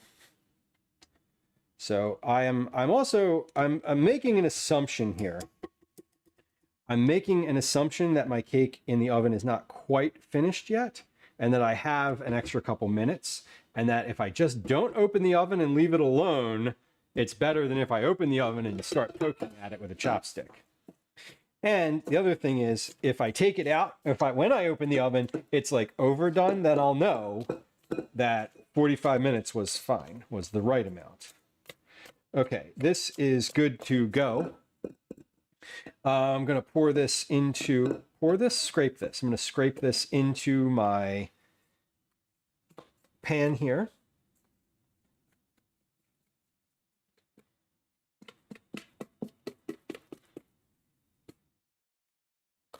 And excellent.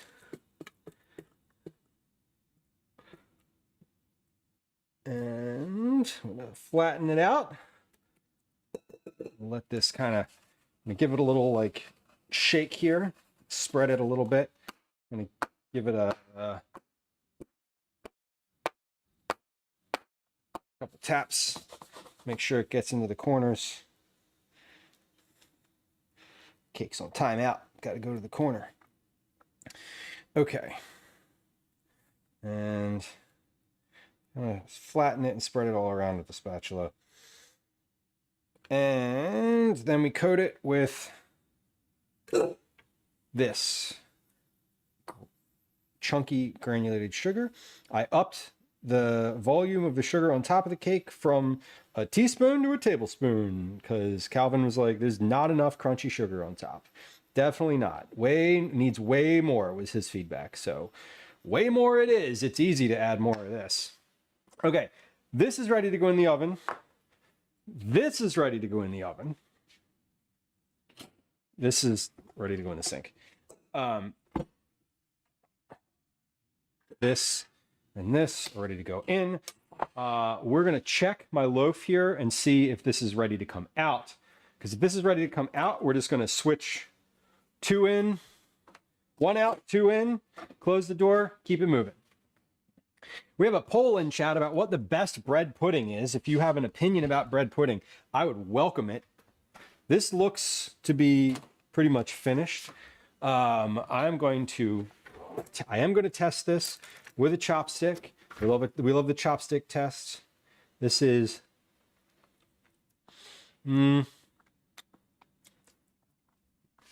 still a little raw. It still feels a little raw inside. But you know what we're going to do? We're going to put this in. It doesn't matter. I mean, it does matter, and we're going to put the cake back in. We're going to give that an extra 10 minutes because I think that 10 minutes would probably be good for that. But we're going to put the other stuff in and get that moving just so that it is in the oven and we're not waiting on it. So everything is currently in the oven right now. I'm giving that 10 minutes. We're going to give the rest of the stuff in there 45. Okay, good. So we're in a good spot. Timing wise today, we're doing great. We're doing great. We are 2 minutes and 23 seconds into stream. I have one cake mostly finished. The other cake is in the oven. We have bread pudding in the oven. So we're doing wonderful in terms of what I actually need to accomplish today. What I need to accomplish today has been accomplished. It's in the oven. I can't change anything else now. I could certainly ruin it. It wouldn't be hard to ruin it. But we're good in terms of the actual like things I needed to do today in order to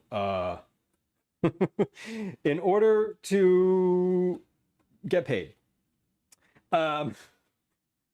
Frankly. So everything else today is everything else that I accomplished today on stream, other than literally taking those out of the oven, is a bonus for me personally, and is geared towards Calvin and his friends making ice cream at my house, because he came downstairs the other day. He was upstairs. He was in his room. He was hanging out with his friends on his iPad, and he was like, "Hey, can my friends come over?" And how did he phrase it? He said, "My friends are going to come over tomorrow and make ice cream. Is that okay?" And I was like, "No." Conceptually, yes, that's fine.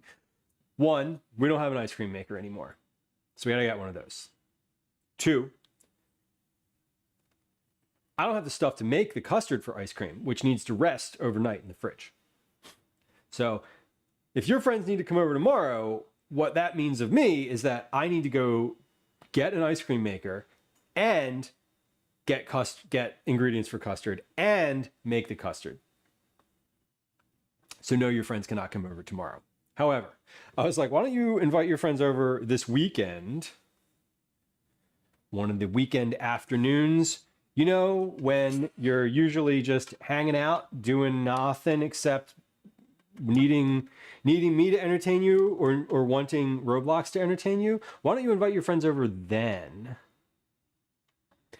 and make ice cream like on a weekend? Like, y'all can make the ice cream and then go to the park or go to the playground for a couple hours and then come back and eat it. And he was like, that sounds great. So anyway, his friends are going to come over on Saturday. So we're going to make the ice cream base today. And then tomorrow we're going to make a test batch of ice cream. Because I'm getting a new ice cream maker. It's supposed to be delivered today. I'm still waiting on it. I'm expecting it sometime between 7 a.m. and 6 p.m., which is helpful. And I need to cure that a little bit. It's a wooden bucket, so it needs to get soaked for a while before I can actually use it.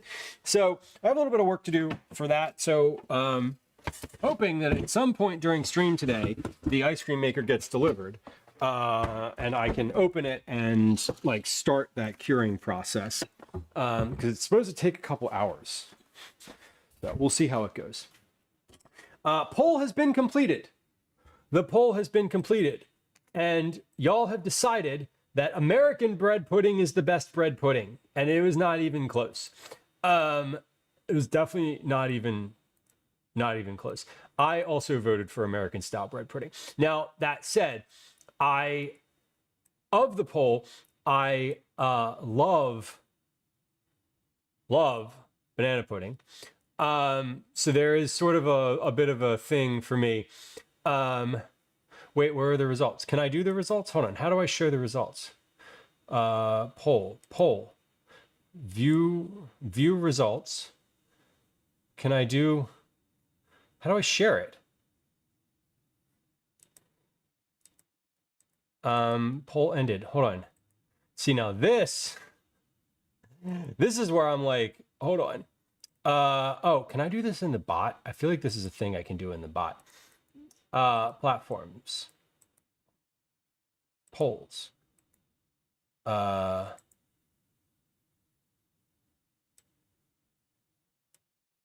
Wait. There's 7 for American, 1 for English for Spotted Dick, and 0 for the other ones, Cyborg. I don't see where I can actually publish the thing.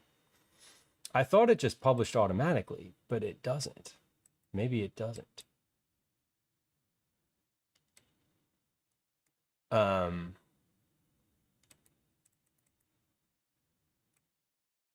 Weird. Yeah, I thought it just popped up. 7 votes for American bread pudding, though. That was the winner. The winner was American. USA, USA. I feel so patriotic now. No, not really. Okay, let's look at the recipe for this ice cream base. And I actually thought that I was going to have the ice cream maker at this point in the day. So, but we don't. That's fine. Oh, it said add rum or bourbon for more flavor. I should have done that. Oh well. I didn't. It's fine. Oh well. That Twitch changed. Wait, what changed? What changed? We had a are you on mobile? If you're on mobile, it's probably giving you the vertical broadcast at this point. Because I started the dual broadcasting thing that they've been trying to get people to test and now just rolled out formally. When they were getting people to test it, they were like, hey, your computer is going to do all this extra work. And people were like, nah, no, it's not. So now Twitch is doing, now they're doing all that extra work. And, you know, I guess that's good. April, also, I did not verbally respond to your comment about the keyboard, but wait, was that who said they like the purple keyboard? I like it too. I got it from where did I get it from? I don't remember. It's dusty though. Hold on, we have to wipe it off. It's got flour all over it now. That is see-through. That's interesting. Are you on mobile? I'm curious. If you're on the mobile, I know that my vertical broadcast has chat on it, like a persistent chat. It's right here if you're on mobile. And if I change the camera, it changes to other stuff. Or it changes location, but all right. So I thought I was gonna have the ice cream maker that I ordered, which has the user guide in it, which has the recipe that I was looking at for ice cream, but I don't. So we're going to look that up on the computer here because I like y'all. I look up stuff like user guides for things before I buy them. So I bought the ice cream maker that I bought. I like read the user guide for already. Like I went to their website, the manufacturer's website, like got the PDF and read through it because I'm a bit of that's my flavor of nerd, right? Is looking at the user guides for things ahead of time. Okay, sorry. Oh, Gwen texted me. Oh, beautiful. Awesome.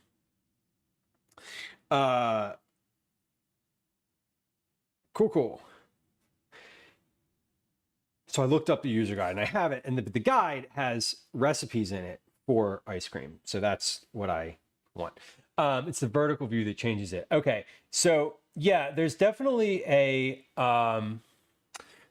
thing on there that will allow you. I know that there's a thing that will allow you to switch back, but I don't know how because I haven't looked at it yet myself. But I know that I've heard that there's a thing that lets you go between the classic view,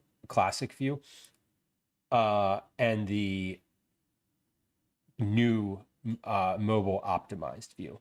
Okay, my ice cream maker. According to the internet, it says my ice cream maker is 9 stops away. That's so silly. No, sorry. The other thing is 9 stops away. Yeah. It's all there.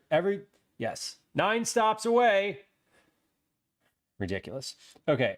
Where's this recipe for vanilla ice cream? That's what I want. Vanilla ice cream. Here we are. Oh my God. Came to say hello. Off to go to do business stuff. Well, good luck today. I hope you maintain focus and accomplish the things that you have on your to-do list. That's the hardest thing to do, honestly. It's the chat is on the screen. Yeah, it is. And I know that you can minimize it.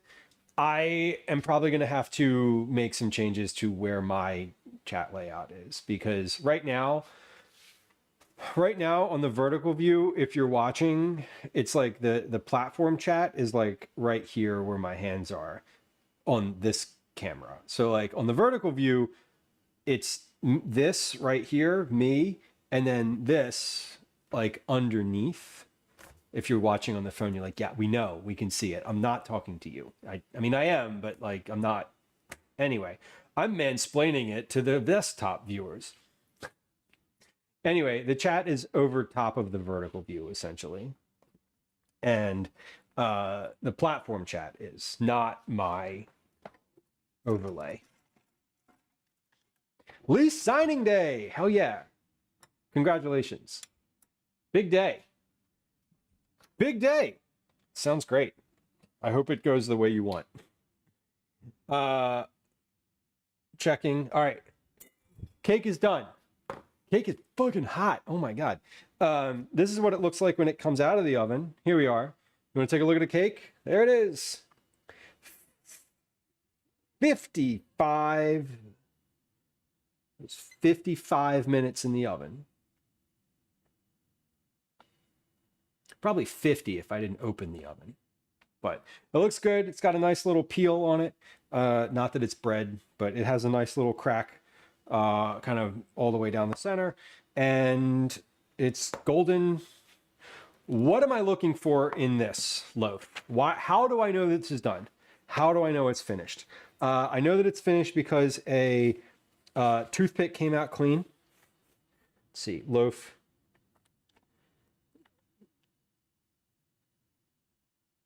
Toothpick was clean and cracked top, and it is slightly pulled away from the sides.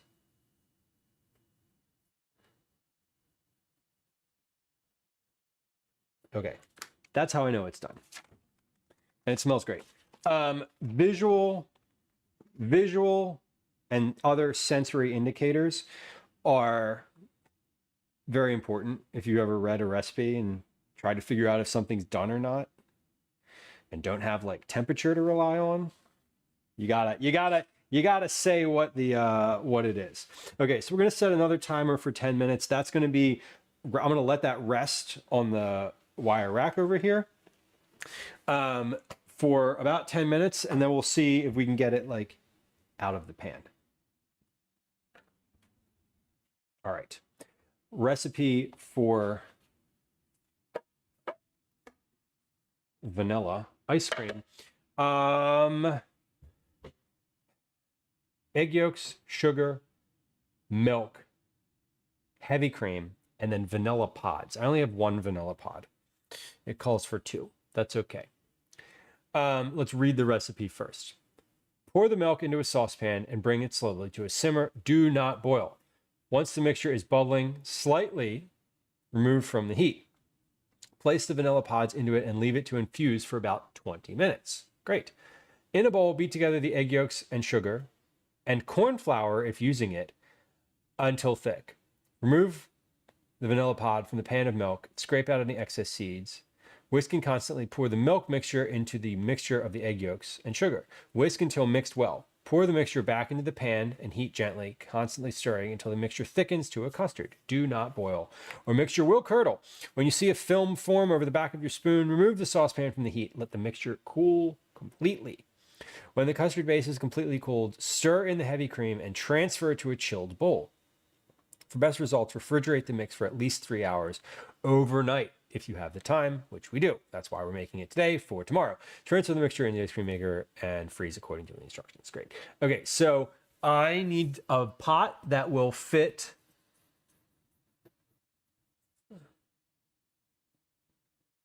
10 egg yolks, 1 cup of sugar, 3 cups of milk, and that's it.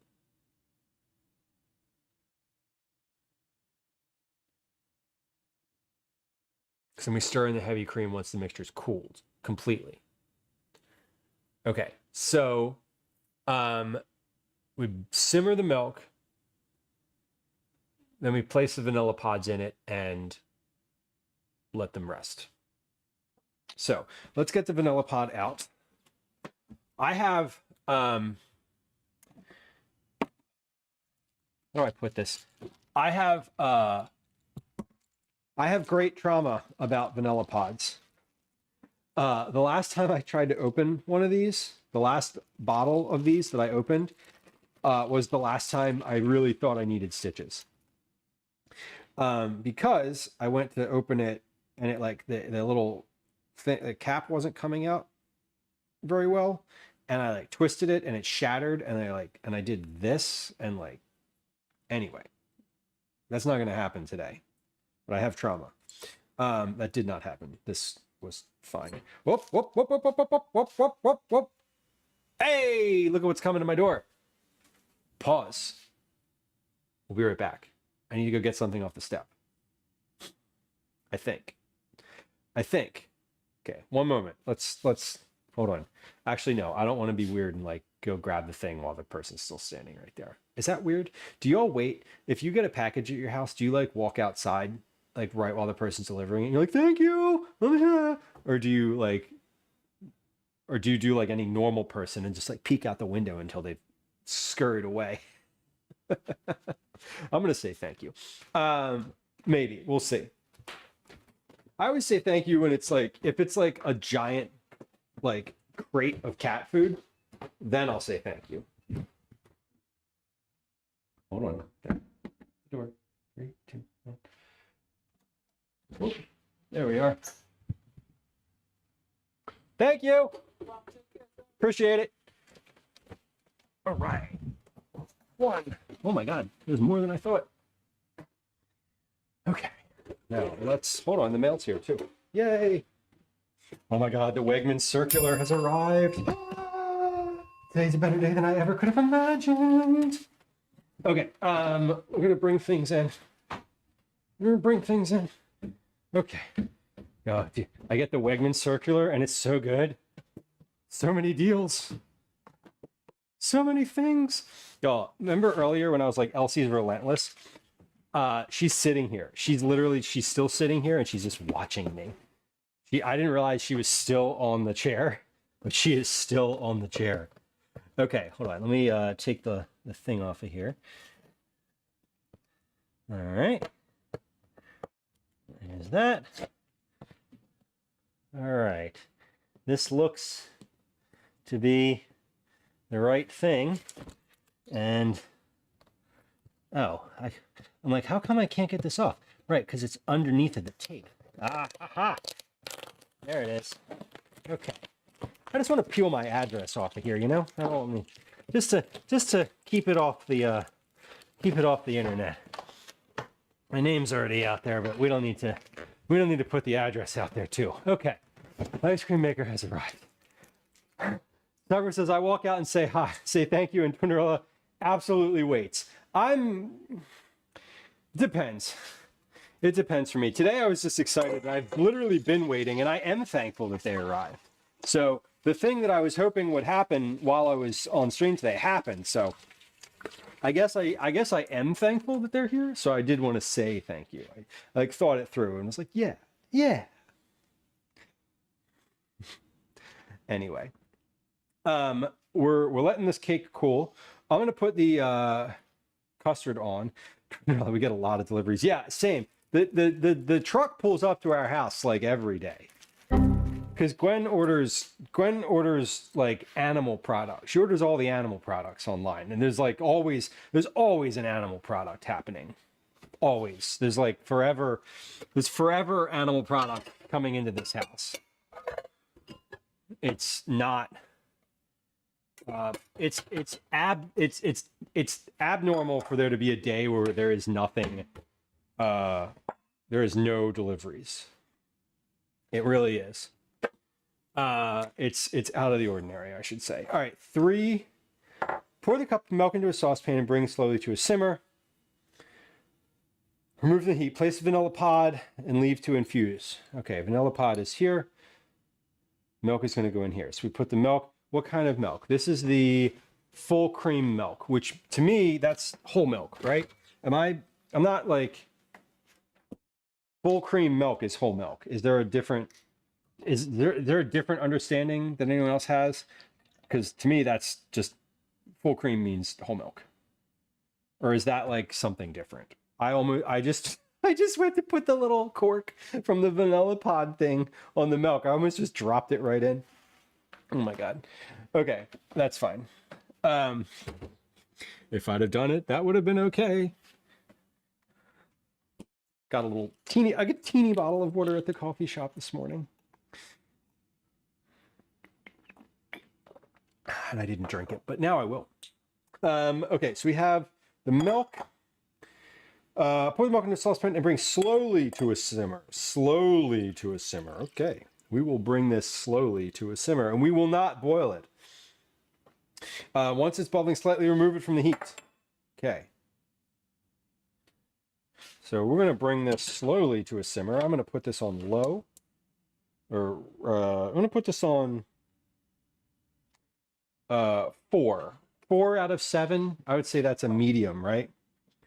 I would say 4 out of 7 I would classify for my stove as medium, whereas 4 or 5 would be like medium high.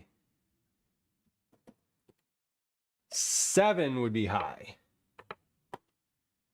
I'm going to take this vanilla pod. So I only have one. I'm going to slice it.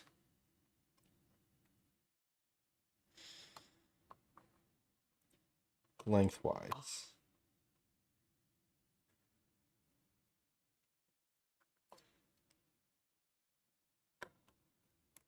Great.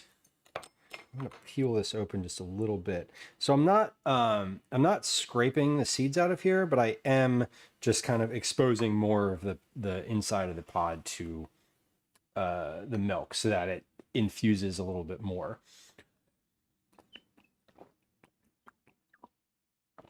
What I may actually do is scrape the pod off into the milk and then toss the rest of the pod in and let that kind of stay that way. So it's like vanilla bean ice cream as opposed to like straight up vanilla.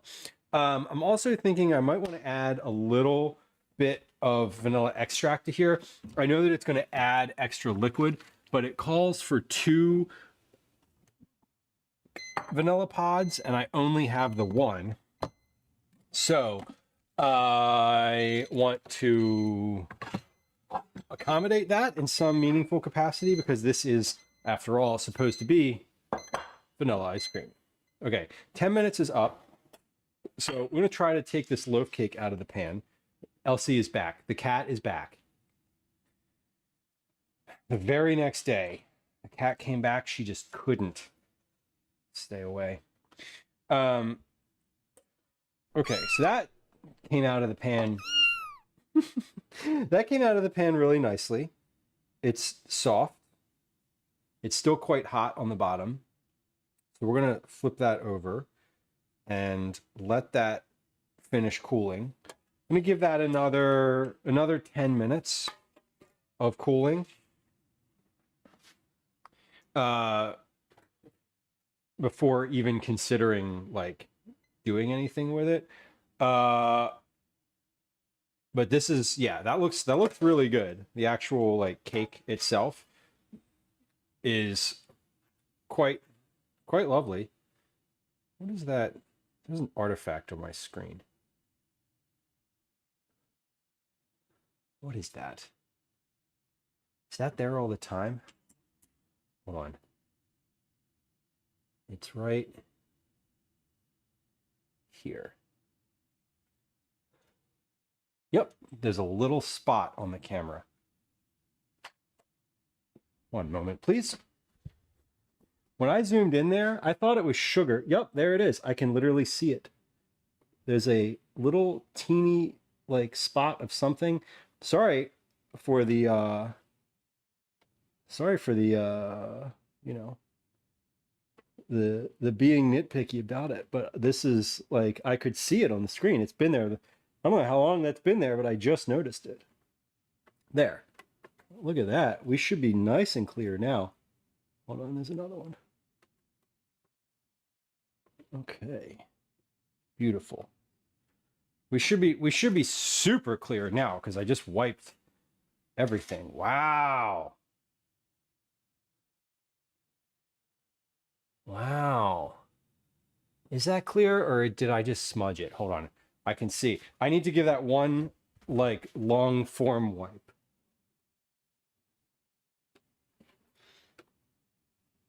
It's like when you clean your windshield with the thing at the gas station and you get back in the car and you're like, damn it.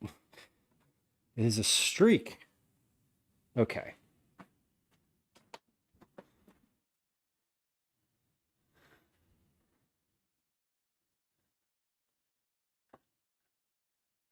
Yeah, it was right here when I zoomed in, and now it's gone. Okay.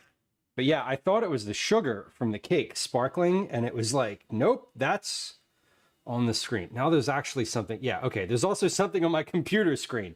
Yikes. All right, so there's the cake. It looks good. The bottom looks nice as well. I'm not going to flip it up, or I'm not going to like take it off here, but it looks really good. Top looks good. And this would go well with some frosting. This would go well with like a drizzle, like a nice, like just straight up drizzle of frosting or icing even. Would make it real nice, just like a royal icing kind of thing. But the recipe is not going to call for that. The recipe is going to offer that as an option if you want to do it. Okay, so my milk is going. Let's check. So we need sugar, egg yolks, and sugar until thick. Beat together until thick. So a cup of sugar and 10 egg yolks. We'll do that in this bowl.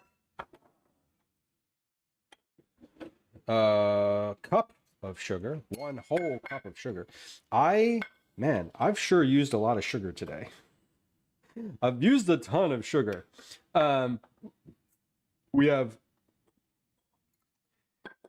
I don't have any more sugar left. This is it. So I have to buy more sugar. That doesn't happen very often.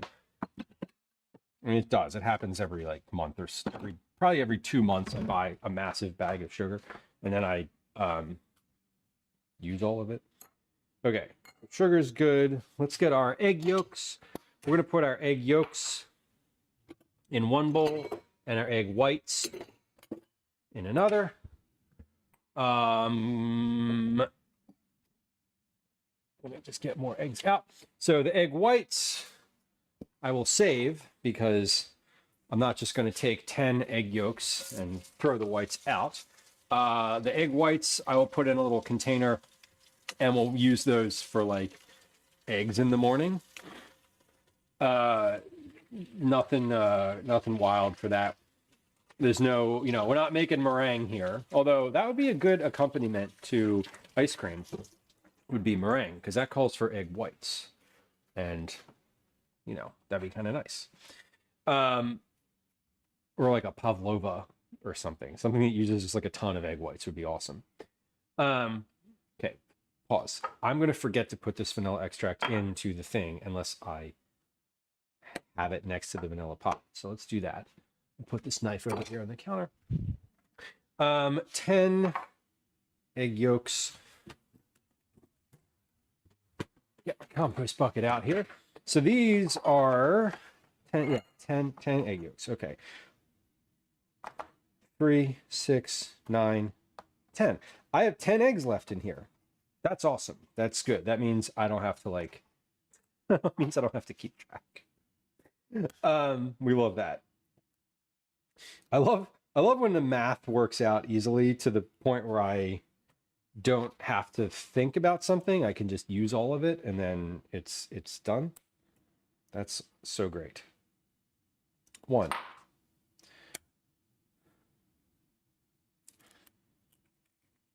Oh, accidentally dumped the whole thing into there. That's okay. I can just reach in and grab the yolk. 2. That's actually it's actually kind of an easier technique, honestly. 3. Because I'm letting it go through my fingers anyway. It's not like I'm not putting my hands on it, so I might as well just do that and then scoop these out.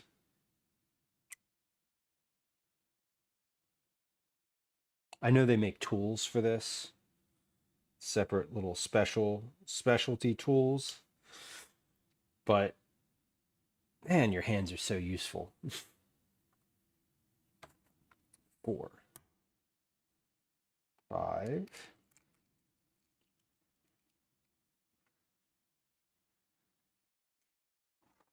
6,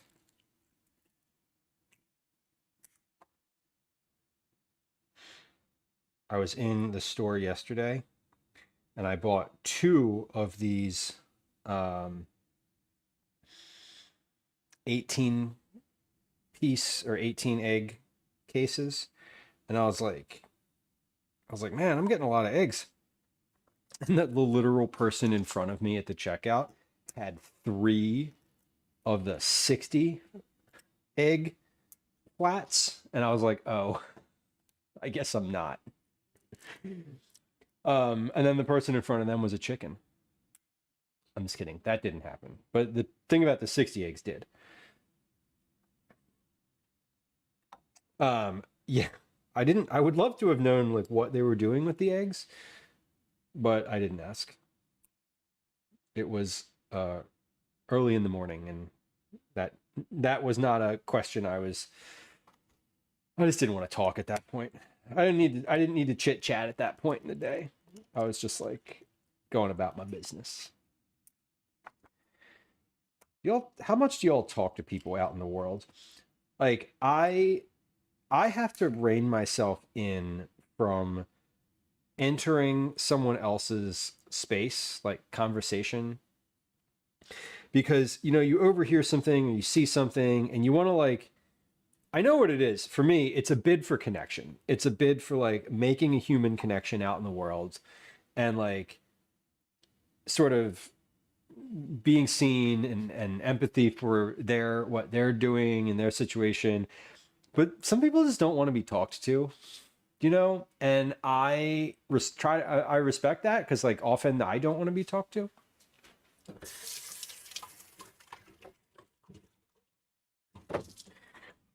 But I have to restrain myself from talking to other people sometimes.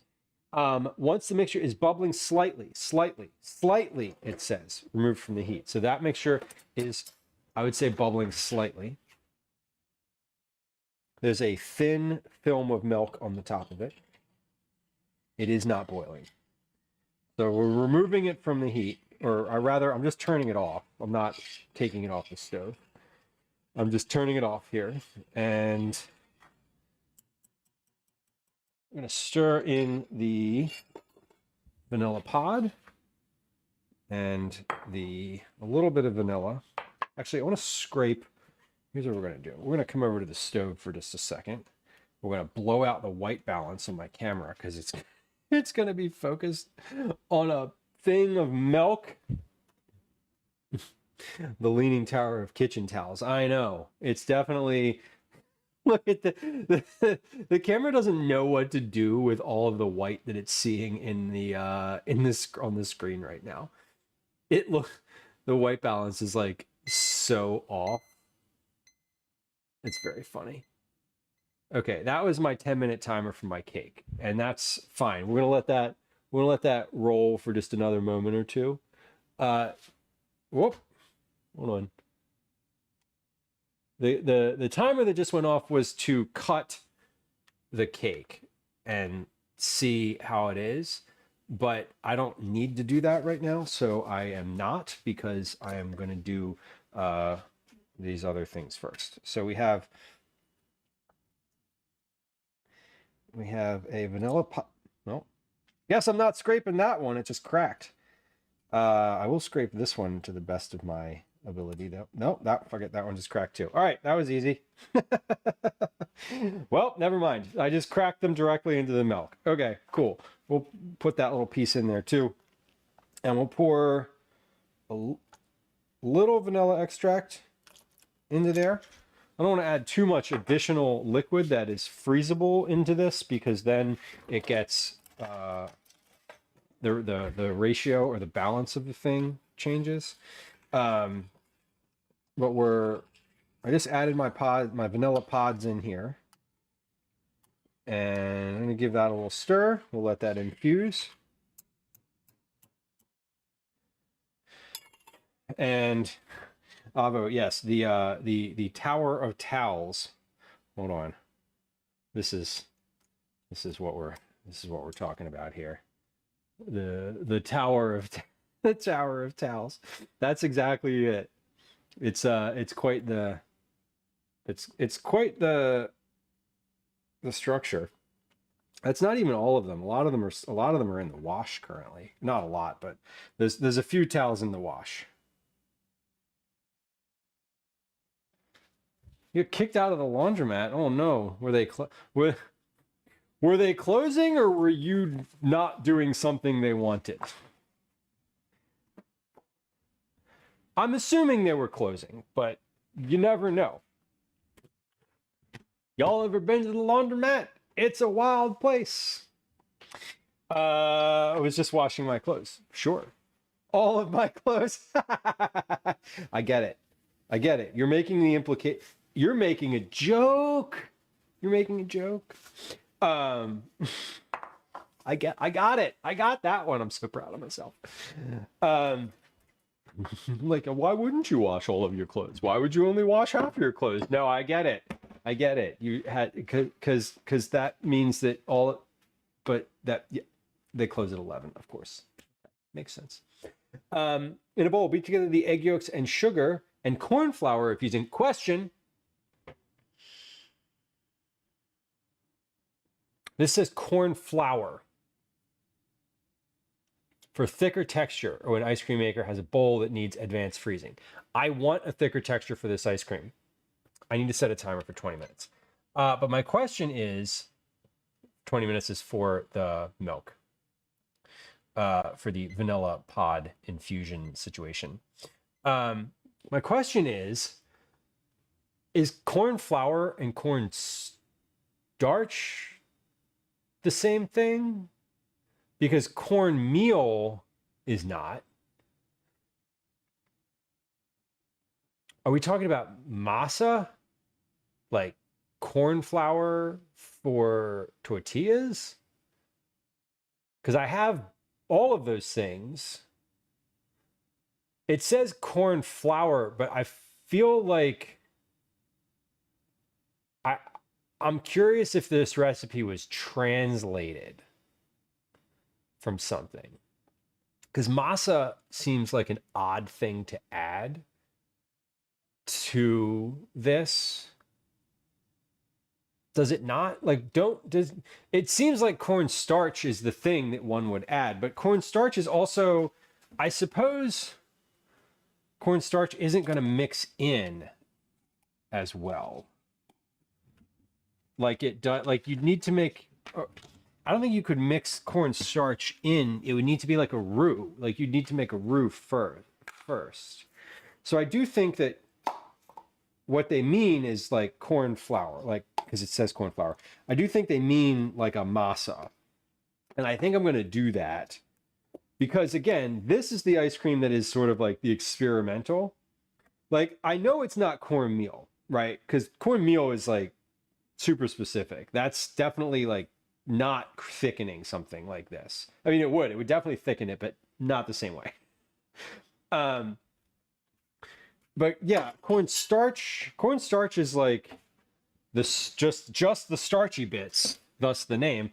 So let's see. I believe I have corn flour up here, or rather, I know I have corn flour up here because when we cleaned out my baking cabinet like a month ago, I know that I had that. It was up. I know. I even know where it is. It is up in the top section here, next to the infrequently used specific flours, and this is it. Tortimasa, harina de maize, corn masa flour. Okay, so this is just corn flour. So this is good. I have cornmeal, I have cornstarch, but this is corn flour, and it only calls for a teaspoon of it. So we're 2 teaspoons rather. We're pretty good. Okay, beat together the egg yolks and sugar and corn flour until thick. Okay, so 2 teaspoons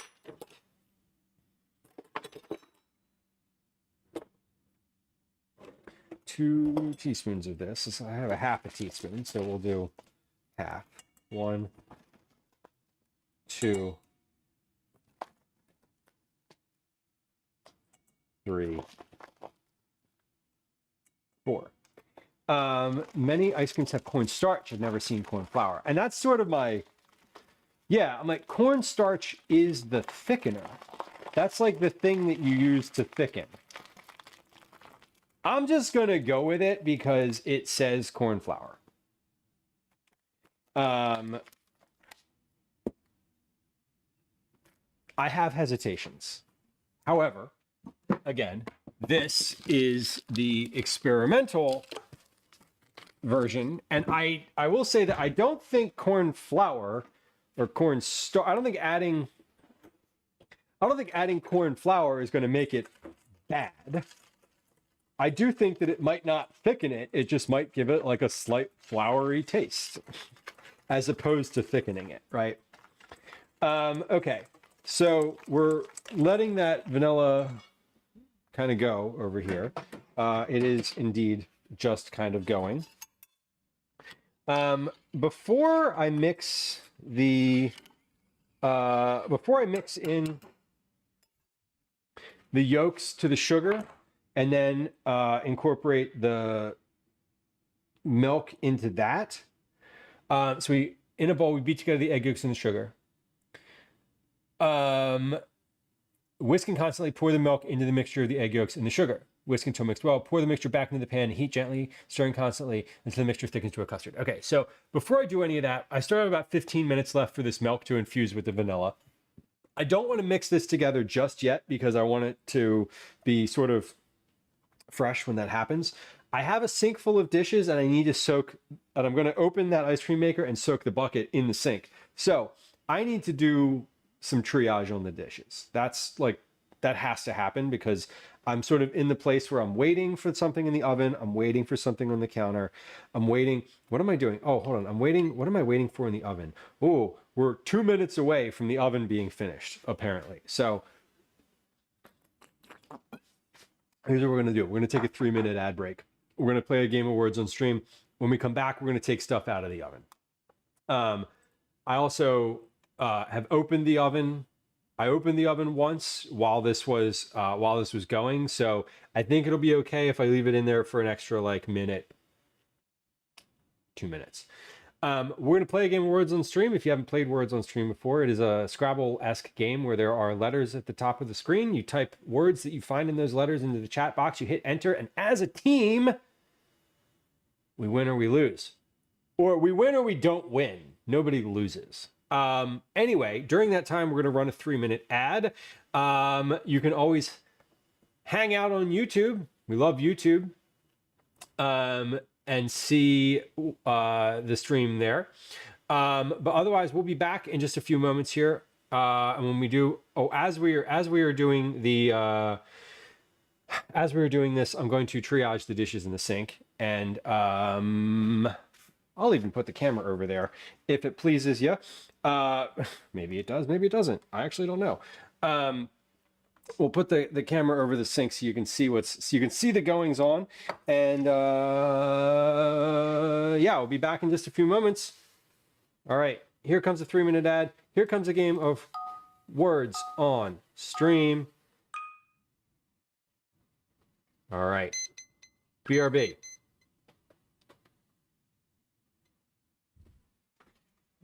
Tilt this a little bit. There we go. Welcome to another edition of Commercials I Hate. We're going to load the dishwasher and empty the sink at the same time. That's the goal. So we're loading, we're emptying, we're filling the dish pan, filling the dish pan, loading the dishwasher, and if we get to it,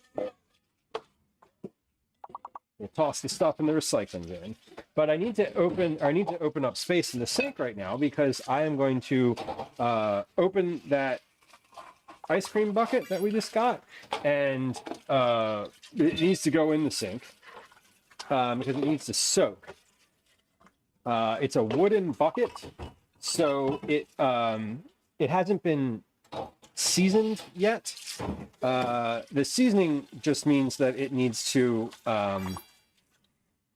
absorb a bunch of water before it can be used, and that needs to happen for over the course of like 2 to 3 hours, it says. But I feel like if I soak it for longer, it'll be okay.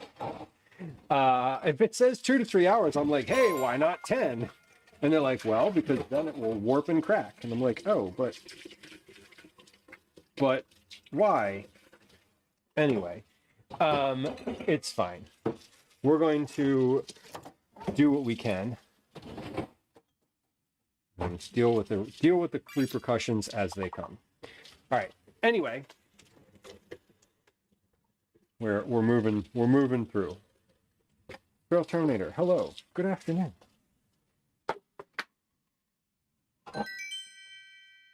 We're moving through. This is a dish stream. When we're finished this, hold on, we got a few more here. We're gonna hit continue. We're gonna hit continue. We're gonna do another one or two.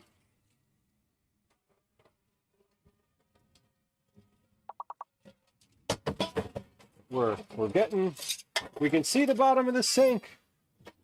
It's like an archaeology dig, clearing out the sink during stream. We're at the bottom of things that happened during breakfast today, because I didn't do dishes before stream. So we're nearing the breakfast dishes. But we're almost there. I'm not washing the dishes right now. I'm just trying to clear space in the sink so that I can use it to soak this ice cream maker. It's over! All right. Hey, if you're hanging out, thank you for hanging out during the ads. There's going to be a little reward that pops up for our Click Me redeem. Right, yeah, it's live right now. That pops up at the end of every ad break as a little something for sticking it out through the break. But we're clearing the sink right now. We got a Game Awards on stream that is in progress. Once that game is over, we're going to come back to the counter, because I'm not doing, as I mentioned, I'm not doing these dishes. We're just taking them out of the sink. We're just clearing the sink so that I can fill the sink. How it goes.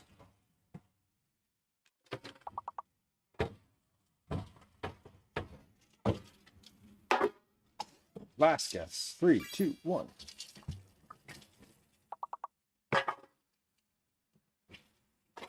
All right. And I'm gonna... Damn. Words always sound so disappointed. It's always like, oh, you guys are terrible. If you don't, like, win on the first try. Shut up, Words. You're being annoying. Okay. So let's come on back over here. All right. And we're going to check the oven, because I believe that the things in the oven are going to be finished, or rather, if they're not finished now, they should be very soon. That was a few extra minutes of time, but not all that much. Okay, so this is the cake. This looks great. We have our cake here. Oh, that's hot. Sheesh. I'm gonna give this a little test with the chopstick. The chopstick is like the toothpick, only way more aggressive. Yeah, that is clean and came out nice. So we're gonna let that sit over here in the pan. We're gonna give that a 10-minute, at least a 10-minute timer. It's gonna be longer than 10 minutes, but I'm setting the timer just so that I'm positive that 10 minutes has gone by. Like 10 minutes is gonna go by the time I finish this sentence. Anyway, I'm going to check this bread pudding. This should definitely be finished. Maybe. What do I need to look for with this bread pudding? Now, I actually don't think this is finished. It looks very liquidy. Bread pudding. Until golden brown and the top springs back when lightly pressed. Okay. Well, let's lightly press on this thing and see what happens. Liquid comes out. So this needs some more time. When I lightly press on it, it's like I don't want to say what it's like. Like a zit. Anyway, we're gonna let this go for another. I'm gonna give that at least 10 more minutes, because that is still quite liquidy in the center. That was a big bread pudding, so it's fine. I already have like a timer that's at 8. It's 8 minutes and 45 seconds. So we're gonna let that timer be the timer, so that I don't have too many timers going. Because, God, you know what happens when like the timer goes off and there's 3 of them going, and you're like, what is that one for? Who even knows? Anyway, we have about 5 minutes left on the one that's for our vanilla infused milk. So that is my cue to start mixing this. All right. Now is also when I need to start being aware of any incoming text messages. It is 15:07 my time, and that means that Calvin is coming home from camp at some point soon, or at least he should be on his way home. So let me check. Let's check and see what's happening with him. No messages currently. Okay, that's good. Let's make sure that I'm on. Okay, he is where I expect him to be. Great. That's always nice. Location tracking is so weird. Do y'all do location tracking with anyone in your life? Do you have like air tags, or do you share locations with people? I feel like that's a thing that some people I know do with like other friends of theirs, and they'll just share their location with someone like in perpetuity. And I'm like, that's odd. It feels weird to me as someone who didn't grow up with that, but I also get it. Like, we do location tracking between Gwen and Calvin and myself. Like, either of them know where my phone is all the time, and I know where their phones are. Like, say them, but like, it's very, how often do you not have your phone within like 2 or 3 meters of you, you know? But I feel like actually sharing your location with someone outside of your like immediate family circle is always interesting to me. And I know people who do it, and it's always, I'm just fascinated by it. I'm like, what is I'm more fascinated by like how often you would like look at that on someone else's like location. Anyway, in a bowl, beat together the egg yolks and sugar and corn flour, infusing until thick. Okay, so egg yolks and sugar are going in. Put that in the sink. Start messing with the sink again. I'm going to turn the overhead hammer on, and you can see this. You get a mixed up here. Us and our kids, but no one else. My sister-in-law shares with her adult children and their spouses, and it's a little much to me. Yeah, totally. That's too much. I would literally never. I would not. I was talking to my dad. My dad mentioned this. He and his partner have location sharing, and I don't want people. It's not that I don't want people to know where I am, because I don't have any, like, I'm not hiding anything, right? Everything's on the up. You can see where I am, even if where I am is something that other people might not, somewhere other people might not be. Anyway, I just don't have an issue with that, but I just don't want someone, I don't know, I don't need like in-laws, or, you know, I'm an adult now. I don't necessarily need my parents to know where I am. I would be fine if it was like if I was on the way to their house or something and they were like, hey, can you share your location with me? And I do love that that's a thing that you can do now on these applications or on these things where like you can just share your location with somebody for like an hour. And that's kind of cool. If you're like meeting somebody, I had someone do this to me recently. I was seeing someone for the first time and they they were like, hey, this is like we're meeting up here, and I got this alert that was like, so and so has shared their location with you, and I was like, excuse me, what? And it was like, and then I read it and it was like for an hour, and I was like, oh, that's great. If you're like meeting someone for the first time and you're trying to figure out like a meetup spot and you're like, whatever, it's great because you're like, I can see actually where you are. I don't need to feel like apprehensive about it. So I do get it from that perspective. That's convenient, and I would do that. But otherwise, no, we're good. I'm not sharing my location with anybody that's not living in my household. Yeah, Cyber, that was the first time anyone had done that for me. We were meeting up to go for like a hike at a public trail in Philadelphia. And so it was a little spotty on like where actually we were meeting. It was like kind of vague. It was like, let's meet at this trailhead, and so, I was taking the bus. They were taking, I don't know how they got there. I think they walked. No, they were taking the train. But like we ended up, yeah, it was super convenient. Like it was very convenient, but I also, it weirded me out a little bit. It was the first and only time anyone's ever done that to me. I would share with trusted people on a road trip. Right. Yeah, totally.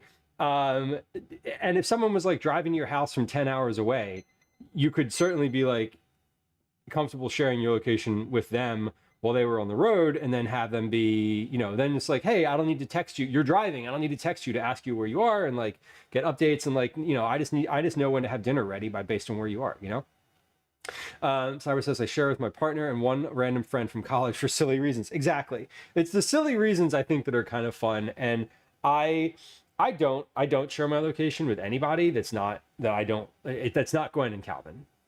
There was a whole thing in Gwen's family when they had shared location for a while. Like she had shared, they all used Life 360, which like, I'm not gonna gripe about Life 360. But like Life 360 is a for-profit company that you are sharing your location and the location of other people that willingly and knowingly with, and you're actually mostly paying them for the experience. And I think that that's predatory and awful, but like, I get it. People find value out of it. Apple does that for free. You can literally get it for free. Anyway, would I say that to anyone who has Life 360? No, I would not. No, I would not. But it's fine. Whisk and constantly pour the milk mixture into the mixture of egg yolks and sugar. Whisk until mixed well. Pour the mixture back into the pan and heat gently. Okay. I need to get the vanilla pods out of here. That's what I need to do. How am I going to do that? I'm going to pour this through a mesh strainer into, am I going to do that? Yeah, I am going to do that. I'm going to pour this through a mesh strainer, and this strainer is not going to sit on the side of my bowl the way I want it to. So chopstick, watch this. I always love the this is a tool and not a hack. I always get this account that is like recommended to me on one of the apps. It's like Shorts or whatever, but it's this guy who does like looks at these little videos and is like says whether or not it's a tool or a hack. Because people are like, this is a hack. And he's like, that you just created a tool. And he has a very like specific definition of it. Anyway, I think it's kind of funny. But we're going to try to do it this way. So actually, you know what? This isn't really going to work.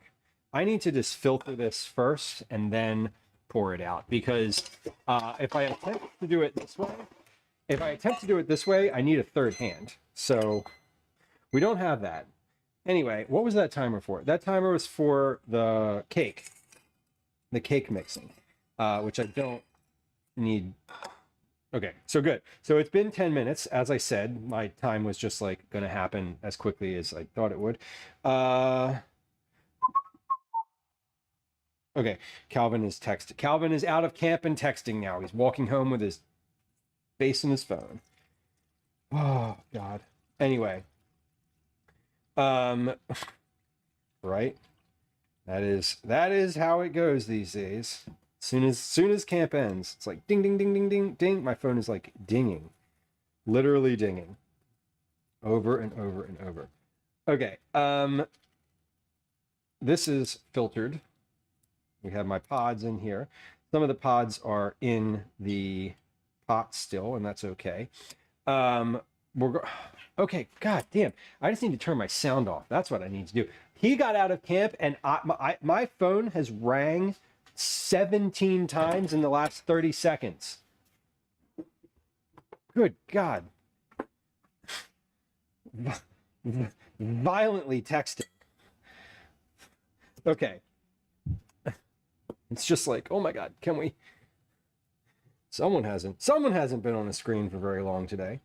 Okay, milk is looking good. I'm gonna pour this milk from this bowl back into the pot because the pot has a nice handle that I can pour from. And also I'm cooling it down a little bit as this is happening.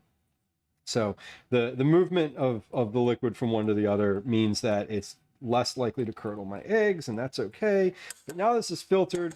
It has vanilla in it, has a vanilla pod. It has, yeah, it has everything it needs. So let's whisk this in. So we're making a custard here. We're making a custard. And I'm going to put that spatula over there. There we go. Okay. Whisking,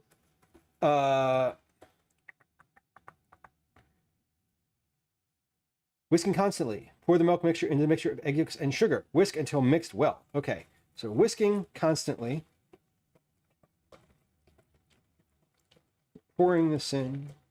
Pouring it slowly so it doesn't curdle.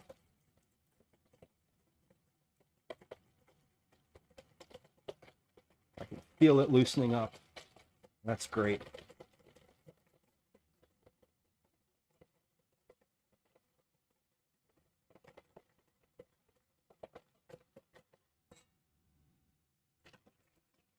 Just doing a little temp check on the side of this bowl. Looking good.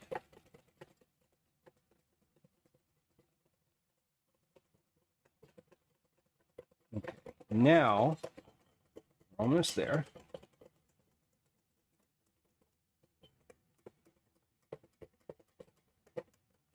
Whisking constantly. Okay. Whisk until mixed well. Pour the mixture back into the pan and heat gently, constantly stirring until the mixture thickens to a custard. Okay, so constantly stirring means we need to come back over to the stove, and we need a tool, we need a spoon, and we need a spoon and a whisk and the pot to be back on the stove here. So I'm going to pour this back into the pot.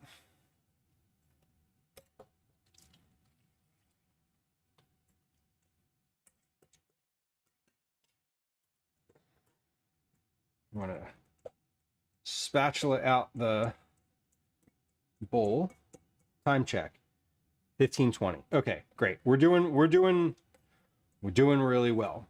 I put that bread pudding in the oven. I'm pretty sure my timer went off. I did not get it out.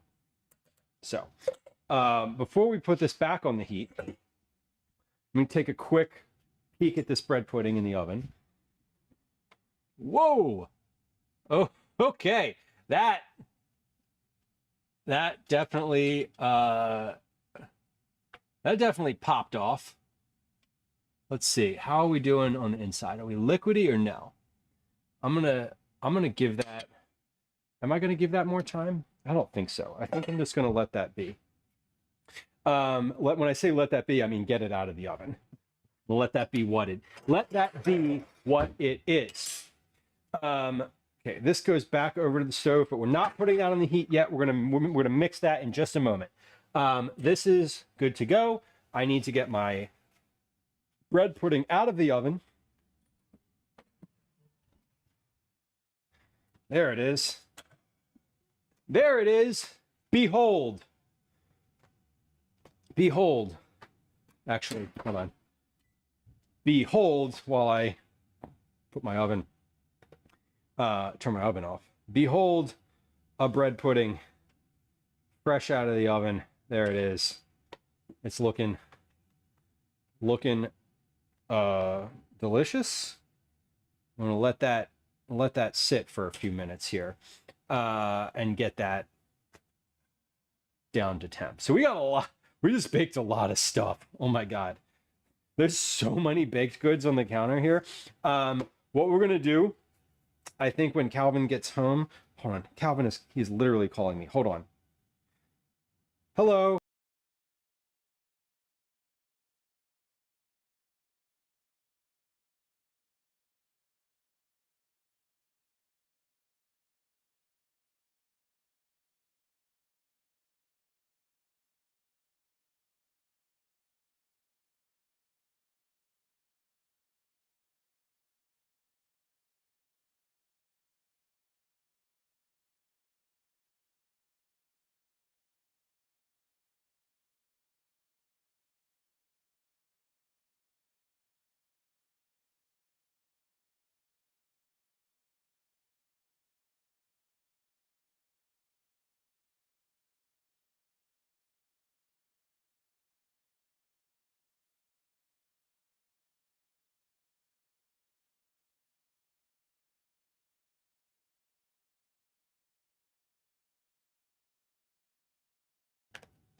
Okay, sorry. I got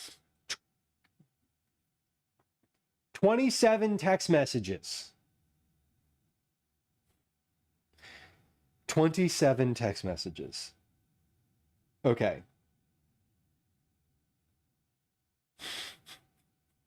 "27 text messages. That's so many.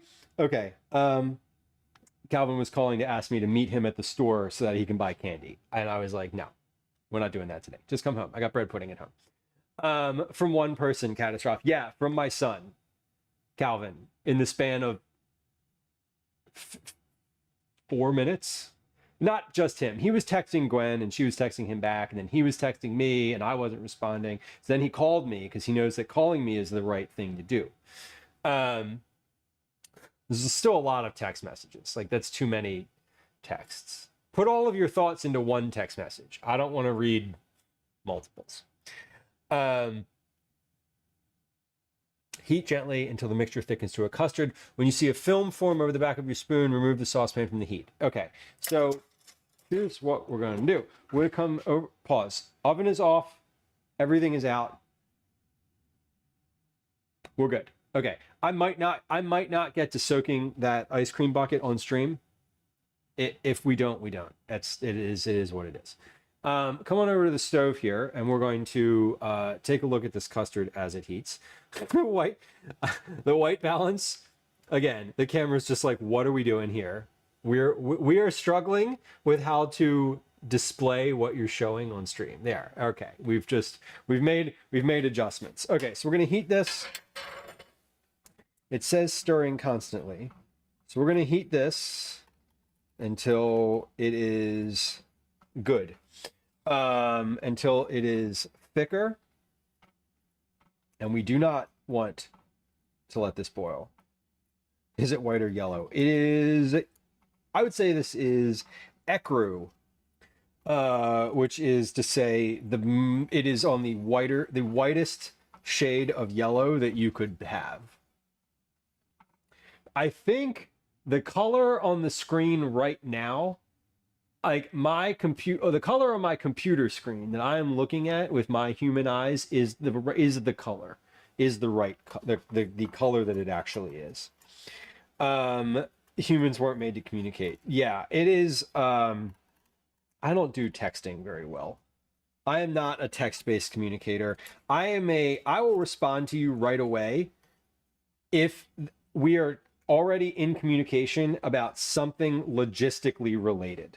For example, if you and I are going somewhere and we're meeting up, and you text me and tell me that you are running 5 minutes behind, I will respond immediately because I read it.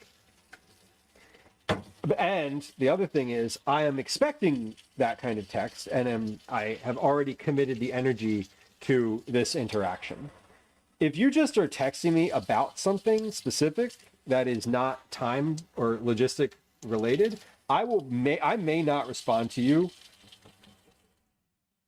End of sentence. I am as responsive to text messages as I am to messages on Discord. Which is to say, not very if you've ever messaged me on Discord, and it's not about something logistically related. Now, if you're like, hey, I blah, blah, blah, cookie club, then I will probably respond. Or like yesterday where I was like, hey, someone was like, send me this recipe, please. And I was like, I will do that. Message me in Discord. So then when I looked at Discord later and I saw that I had a message, I was like, I will respond to that immediately. And I did.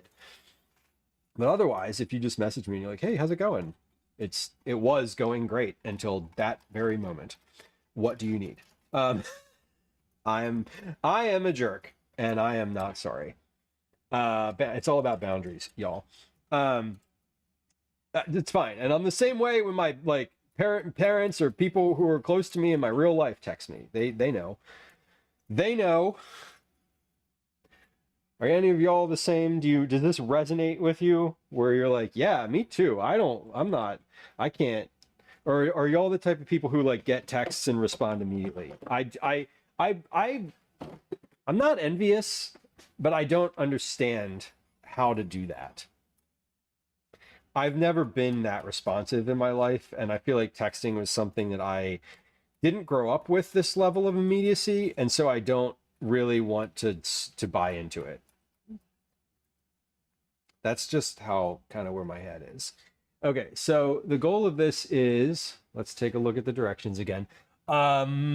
Whisk until mixed well. Pour the mixture back into the pan and heat gently, constantly stirring until the mixture thickens to a custard. So this is, I can feel it getting slightly thicker. Now there's like a layer of foam on top of here because I sort of mixed aggressively, but when you move the foam to the side, or you let the foam subside, as it were, it is definitely a distinct shade of yellow. There is I would say that this is yellow. It is custard colored, in fact. Custard is the color that I would use to describe this. So I'm stirring this with one hand, and with the other, I am emptying out the few additional things that I put into the sink since I last touched the sink. Because I really would like to soak this bucket for a couple hours, and that's going to require me getting it out of the container and kind of all of that. So we need to actually have the space to do that. All right, that's good. Everything else there just goes in the dishwasher, so that's easy. All right, so this is thickening. I'm wondering if we're at a custard yet. I don't think so. I don't do this often enough to have like a good feel for it, which is kind of why I wanted to do this ahead of time before Calvin's friends descend and like want to do this and also like need guidance on it. I need to be able to provide the guidance. That's my goal. Speaking of Calvin, he's home. Welcome. You feel very welcomed. That's good. That's good. Do you feel welcome? Obi is in the basement. Ash is in the upstairs bedroom, and Elsie is out. Please keep them sequestered. Yep. Where they are. Thank you. Okay, so we're heating this gently. If I let this go, this is not boiling. Oh, Elsie's here. Elsie, Calvin is holding Elsie. She's been around on stream very much today. She's very, yeah, she's very, very here. Ash made his 100th appearance yesterday, by the way. Elsie's at 94. That's several today. Elsie was really relentlessly trying to get onto the counter earlier. She was being quite the pest. Like, really, genuinely, she was being a pest. but in a cute way, in a way where I wasn't angry with her. I was just like, can you please stop? I need to be able to look away from the counter for more than a second without your face going into the butter. She finally gave up when I moved the butter into the mixer. She only gave up when the butter was no longer available. Hi, baby. Cal, in just a minute here, I'm going to be finished with this step, and I'm making the custard. This is for tomorrow's so here's my thought, Cal. Here's what I'm planning on doing, right? I'm making this vanilla custard now. This is basically like vanilla ice cream, just hot. It hasn't been cooled yet. Yeah. So I'm making Vanilla ice cream. right. I'm making this, and then tomorrow you and me can make like a batch of ice cream and see how it turns out. And tomorrow you and me can make another round of this, so that when your friends come over and make it, you've made it before and you know how to help and guide, so I don't have to do all of that. And so that when your friends come over, they can just do like, you know, movie magic and get a batch of cold custard out of the fridge that's ready to make ice cream with, and just transfer that directly to the ice cream maker versus having to wait overnight for it.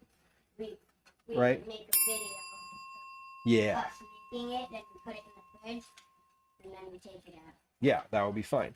Hey, there's a click me channel point redeem in chat for the next 90 seconds or so. If you want to get entries towards Cookie Club, this is how you do it. One of the ways you do it is just click on that channel point redeem. Or if you're on YouTube, you would just put command click me into chat, and that would work too.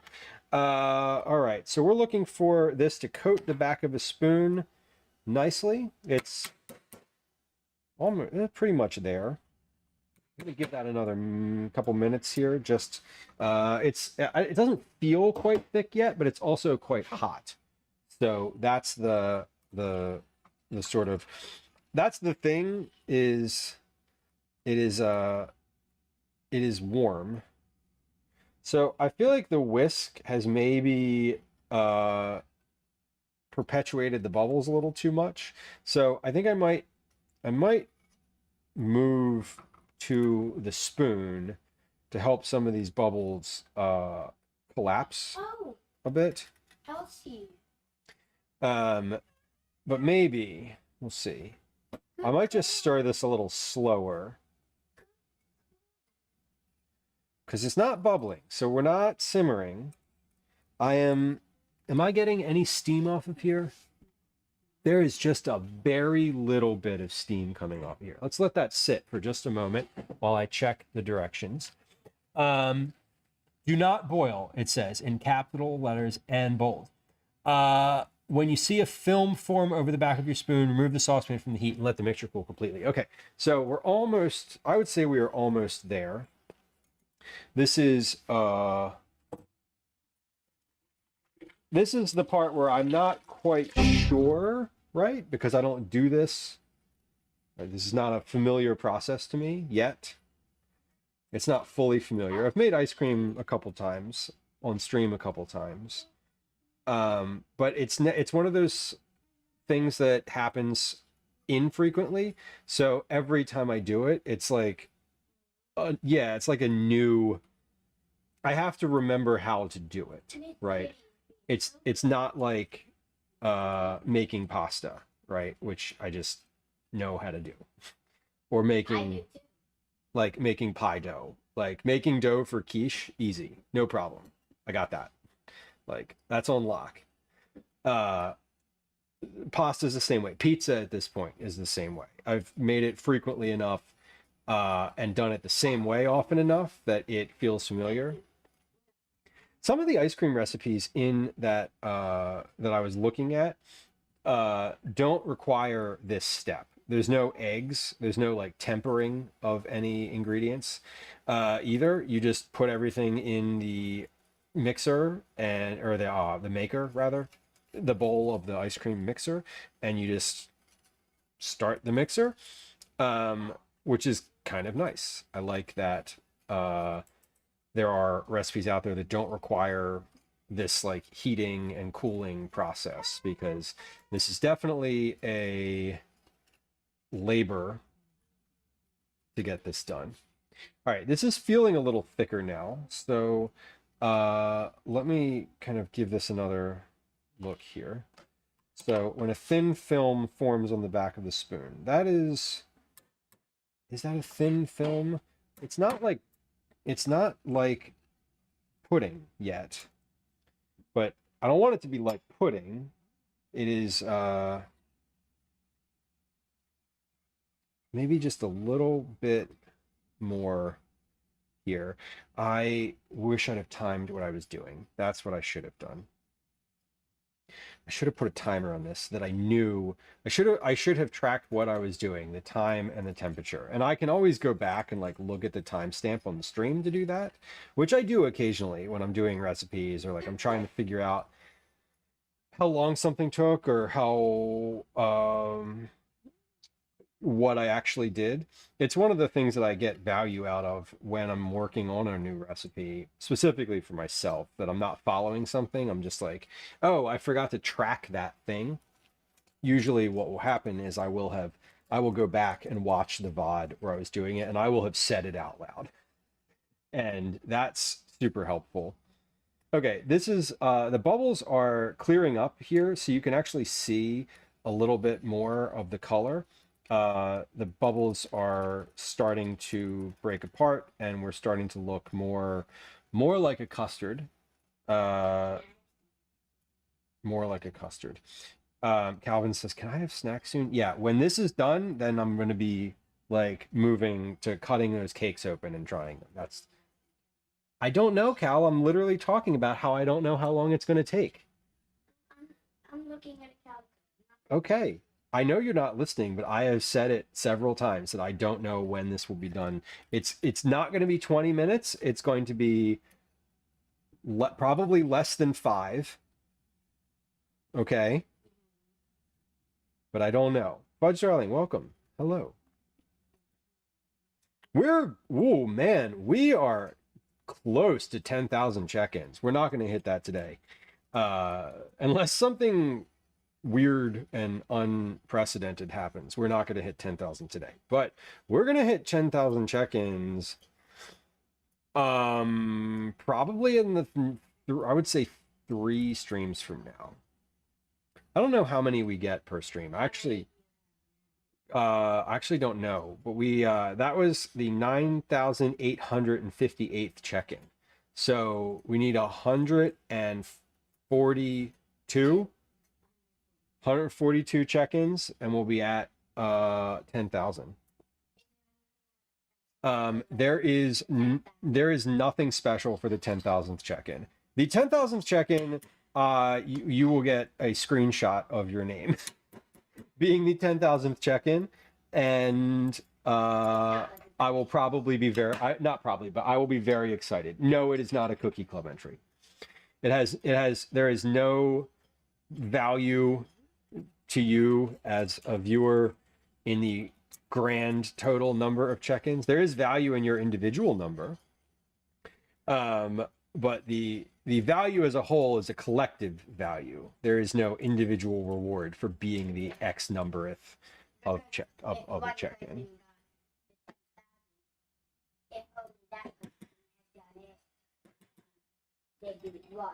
Right, but I guess the point is that there is, you don't get anything specific, but I do know that when we get close to it, I'm assuming that on the stream that we are very close to having that there may be some folks who wait to check in on that day until we're like super close to try to be the 10,000th, because I would do that. That seems fun. All right, this seems finished now. This is like a film. Yay! And so we're going to remove this from the heat. And we're going to come back over to the counter.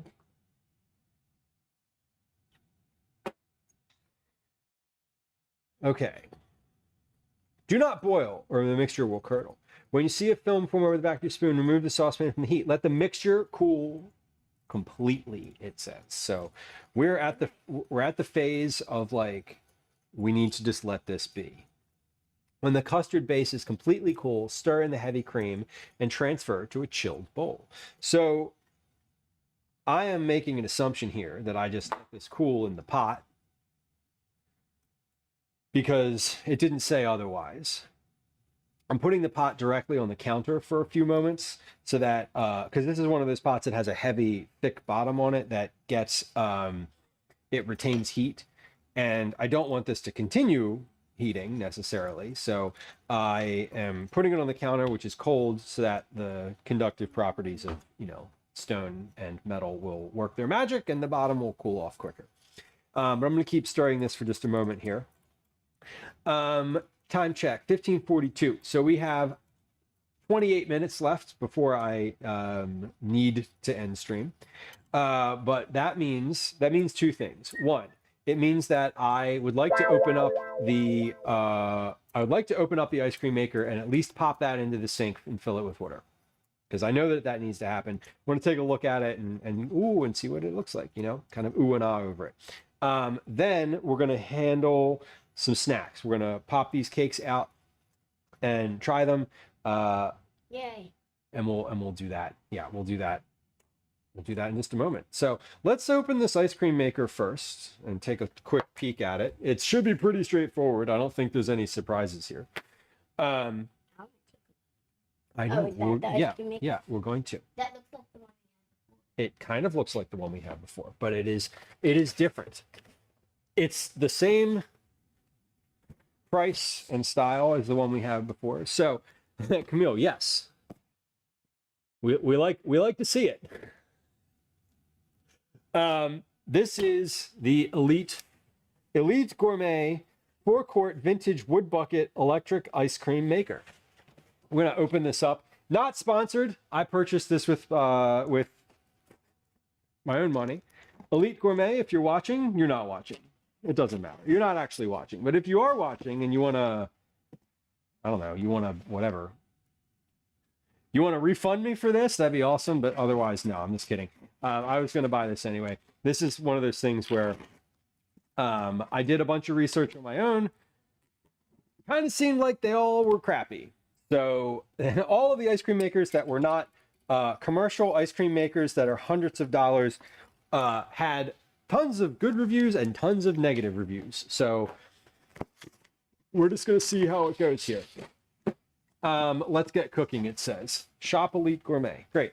This is the ice cream maker recipe book. This is the one that the recipe that I'm using comes out of here. Let's just see if this is the same. Let's see if this is the same ice cream. You're gonna go all the way to the back for vanilla, right? Because it is in alphabetical order. It's not. They probably put vanilla first. Honey, s'mores, black sesame, dulce de leche, peanut butter, chocolate chip, two berry, carrot cake, peanut butter, marmalade, cookie dough, vanilla bean ice cream. Here we go. Whole milk, heavy cream, granulated sugar, vanilla bean. This is different. This is not the same recipe. That's fine. It doesn't matter. That's my alarm on my phone telling me that it is time to start thinking about what's next in my day. That's okay. Okay, so we're gonna put the directions to the side. Actually, hold on. Let's see. First things first. Let's see. Short cord, important safeguards, polarized plug. Before first use, that's what we're looking for. Before first use, read instructions, remove packaging, wash the lid, rinse and dry thoroughly. Use a damp cloth to wipe to clean the electric motor. For brand new machines, please fill the wood bucket 2/3 full of water. Allow to sit for 1 to 2 hours. This allows the wood to expand and swell up so that the seams in between will close together, keeping any ice or salt from leaking during the operation process. Okay, that's what I needed to know. Fill it 2/3 of the way full. Soak it for 2 hours. I can do that. That's easy. This smells really good. We have two things here. I know it smells really good. It definitely does. I made that bread pudding out of the cake that I made yesterday.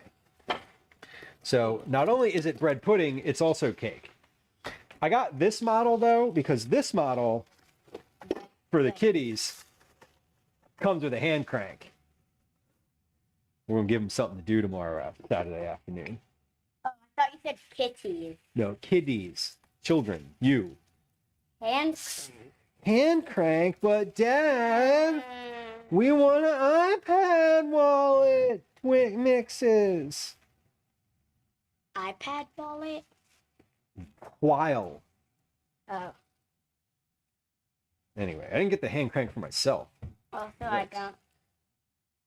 We wouldn't be on an iPad. Okay. They're not even bringing this. Yeah, I'll bet.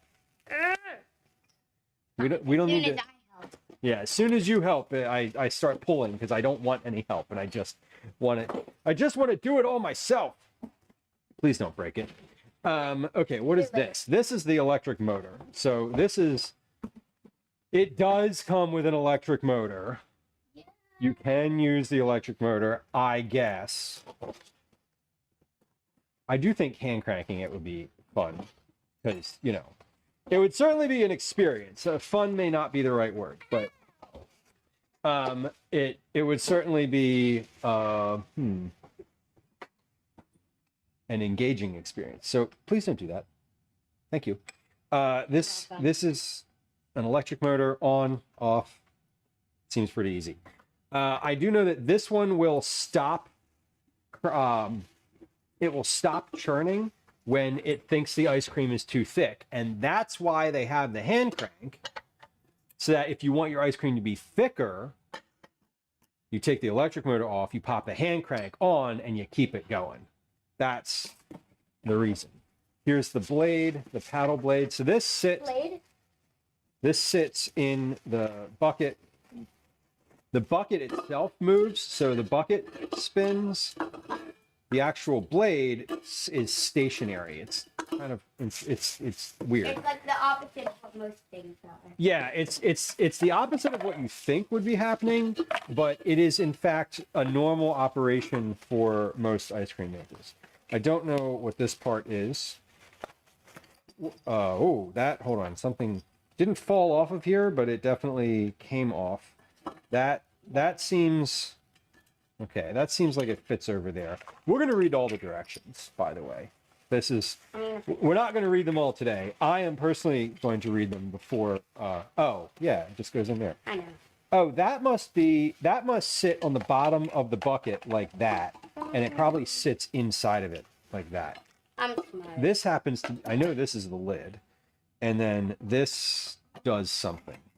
I don't know what this does, but let's put these to the side. Can we put these to the side so I can have this space? Okay, let's put these over here. And hello, welcome.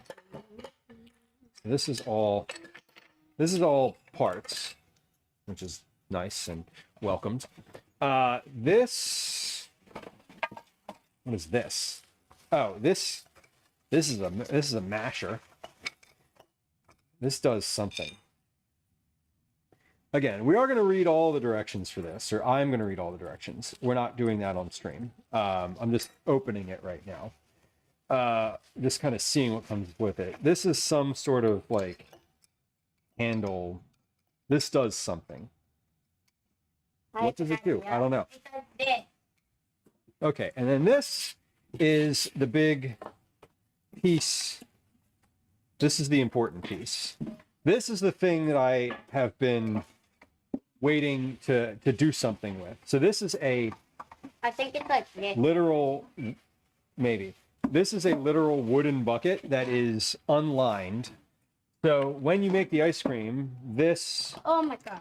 will, there's a little white thing in the bottom of the bucket, and there's a little pin on the bottom of this, and that's going to sit right there in the center and Stop doing that. spin just like that.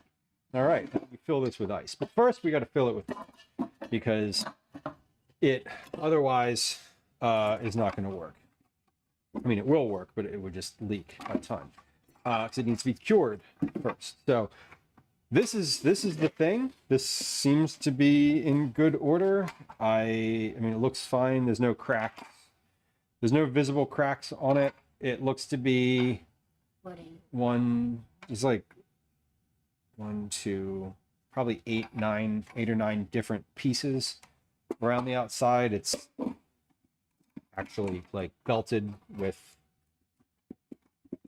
metal, which is nice. It seems like the construction is pretty good. These motors are just going to lock in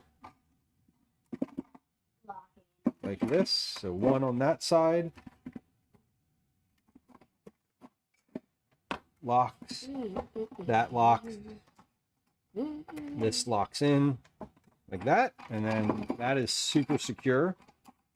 Okay, everything fits together, which is ideal. That's like some of this stuff when you buy it, it's like it doesn't even fit, like if it's plastic or whatever, but this seems to be good. So we're gonna put this in the sink and fill it with water, and then we'll have an ice cream maker to use tomorrow. Yes, and in the future. Okay, but this seems to be. We'll see if it holds. We'll see if it holds the water even now. Okay, custard is cooling. Custard is still back here on the counter. I'm giving this a whisk. It looks good. I'm just trying to keep a film from forming over the top of it. That's my goal right now. All right, so we're gonna read all of the directions for this later. This is a not now but later thing. And now though, we're gonna move all this stuff to the opposite, to the counter behind me, so that it's available but not in the way. And we're gonna try the cake and the bread pudding. Yay. And that's what we're doing next. And that's what we're doing last today. And when we're finished that, we're gonna take Ash to the vet and find out why he's vomiting. Fun. Not fun.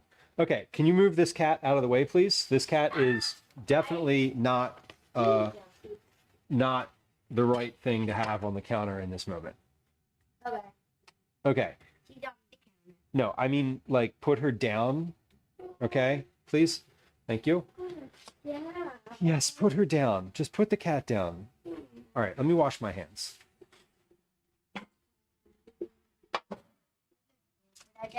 Great. Yes, please. Don't get any soap in this bucket right now. Okay? Okay. If you feel like you can't wash your hands on the side here, then go downstairs to the bathroom. Elsie is now on the chair again, staring at me again. The chair is pulled out again, so now her vantage point has improved greatly. No, you're not getting on the counter. No.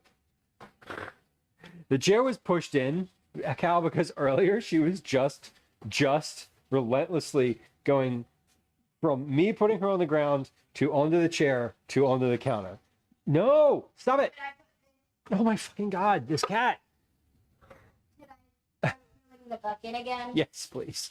Start filling the bucket again. This cat, she is never, ever, she never gives up. She never gives up. Elsie, I just lost Okay. my hands. I'm not We have a couple things here. One, I want to cut this bread and or not bread. I keep calling this bread. This is cake. It's quite literally cake. I want to take this out of the pan. Let's see if this comes out. Okay, first off, that came out of the pan really well. Only a little bit of remainder on the bottom, more than I'd like, but I do think that this would be okay to have without. I do think this would be okay to put in a pan without needing a paper liner. That was my intention today on having it like having it baked differently, was to determine if it needed a paper liner or not. I don't think it does. Okay, so we're gonna cut this cake open and see. So the changes we made to this today were, it's not smaller, it's exact same size. I cooked it in the same pan, so it's the same size.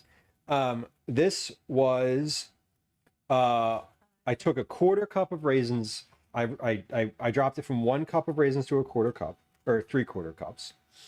I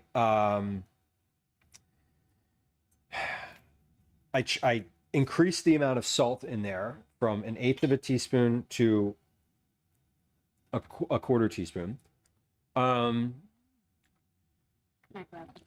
Yeah, and I changed the volume of, not the volume. I changed the pan.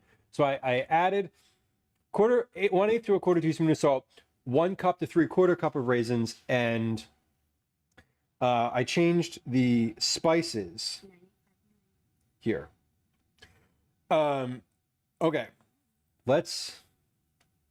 Shart, welcome. Hello. Good to see you. Wipe your lens. Taking pictures with your phone, wipe your lens. Takes a couple seconds, makes your pictures better. Potato lens. Yeah, no potato lens. God, no potato lens. Okay. I don't know. I said my initial hello from Costco. Need anything? Yeah, like 6 hot dogs, please. Please and thank you.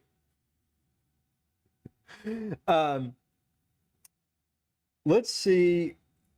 Let me see what the taste is. So this is.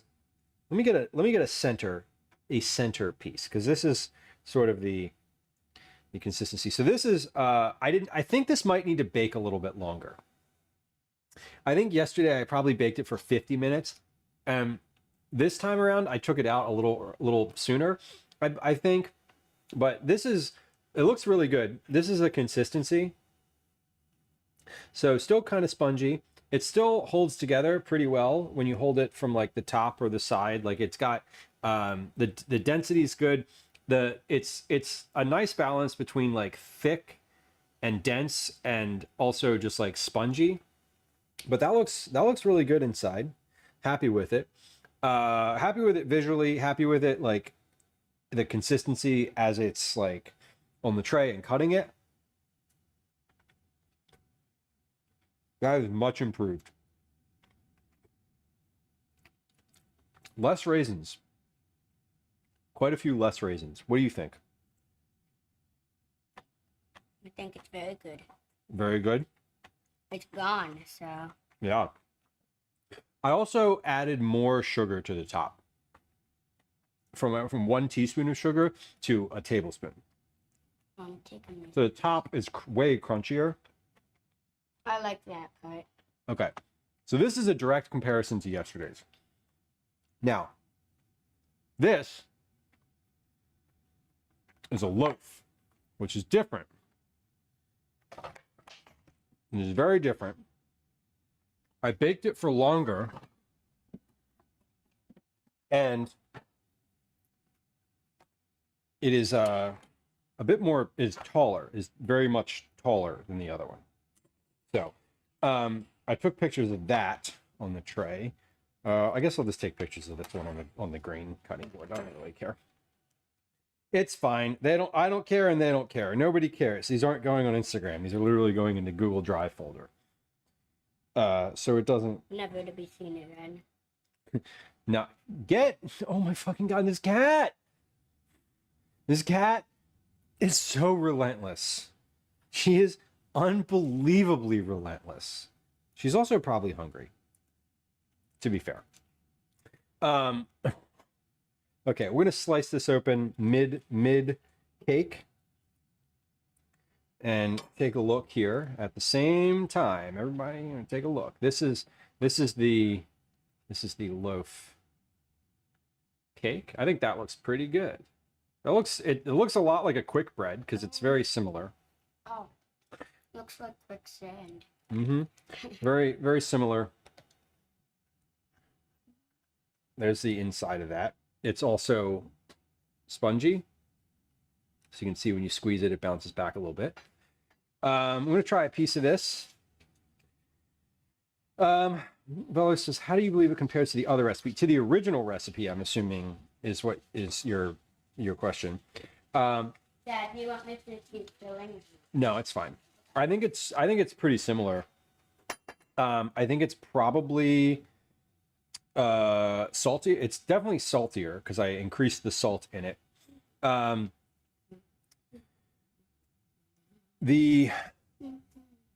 It's saltier, and I think it's a little bit softer. I added more butter to it. Here, have that piece. I added more butter than the original. So I think it's a little softer, a little like greasier, for lack of a better term. I'll see. Okay, that's pretty good. Cal, which one do you think you like better? I have a preference. Why do you like that one better?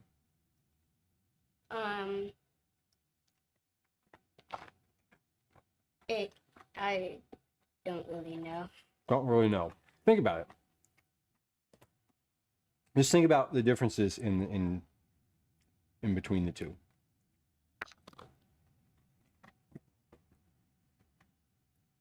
Taste and texture are the biggest. These are the same exact batter on both of these, but I have a preference. I definitely have a preference. I'm curious what your preference is. And then once you tell me, once you give me a reason why, I will articulate mine. Pretty good. I think that I like this one more because it's like it feels fluffier. Okay. I don't know why. Well, no, feels fluffier, like, is a perfectly reasonable thing to say about a baked good. Okay. Just the thing, here's the thing about saying food commentary, right? You can just say it. Just say something and you're not going to be wrong, right? Like people who taste wine are like, ooh, it tastes a bit like, like burning tires. I'm getting burning tires and like cut grass, right? Like, what the fuck? What do you mean? Like, but when you say it's softer, like I know as someone who also ate it, what you're talking about, right? Cut grass. Love the smell of cut grass, honestly. Same. Like, definitely love the smell of cut grass. Burning tires, we're good. But you can just say stuff. Like, you don't need to think that you need to say something specific or sound a specific way. Just like permission granted to say some weird shit when you're talking about the experience of food. Because it is a the variety of experiences like taste, smell, texture, visual appearance. I personally like this one better than the loaf because the bottom of this one was less crispy. The loaf, what happened with the loaf, in order to cook all the way through to the center, it needed to cook for longer. So the outside got crispier, right? The bottom of this loaf had a little bit of like overdone sort of burnt taste to it, but the inside was not burnt tires, just burnt bread. But the inside was perfect. So to me, I like this better because it cooked all the way through, but it didn't overcook the bottom. So it still has that nice, like, you ever get a sheet cake at the grocery store and you pick up a piece and there's like that little bit left on the bottom? Like, there's like a little teeny layer of like the cake that sort of peels off right on the bottom. This has that. It's sticky on the bottom, but it's all the way done inside. So to me, this is better. This is a better cook for this batter because it's not the bottom is softer. That's it. Like, that's why I like this one better. They taste exactly the same, but texture, well, the taste of the bottom of the loaf is a little bit more burnt like, but the taste generally in sort of in the overall is no different. And that's why we did the same batter in both of those. I don't want a lot of good pudding. Mrs. Syntax says, people never understand me when I say I absolutely hate goat cheese because every goat cheese I ever tried, ones that were also told to be very mild, tastes like how goats and a goat's pen and poo smells. 100%. And if you have those two things tied together in your mind, they're not going to get untethered. It's just like that. That's how it is. Goat cheese is gamey. It is. It's the same sort of reason I didn't like lamb for a long time. I just didn't. It had like cottage cheese because it's too grainy. Calvin says he doesn't like cottage cheese because it's too grainy. Like we made whipped cream Valid. with a bunch of creamy stuff at camp, and then like a little bit of cottage cheese, and it was not creamy at all. It was like grainy because there was a little bit of cottage cheese. Also, Mrs. Syntax, hello. Can't get over it. Totally. And you don't need to. There's plenty of other cheeses. Don't get over it. Stay mad. It's fine. Okay. This is the bread pudding. This is the bread pudding. I'm going to put a little bit of this in a bowl. You want less than this. Yeah, because I'm kind of full from that. Kind of full, he says. Kind of full. Kind of full from 17 pieces of cake. No surprise there. Is that good? Yeah. Okay, that's good. That's good. That's Could I have a little less than that? Having you have less than that?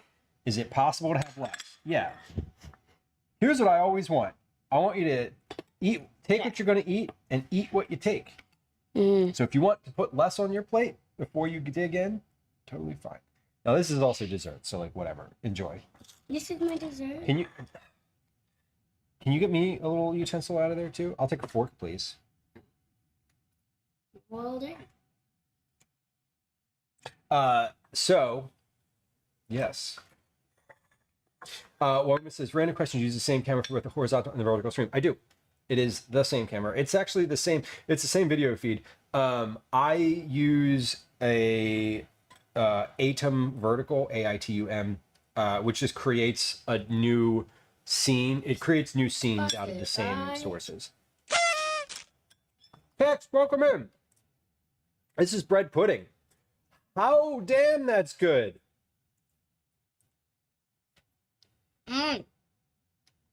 That is fucking delicious.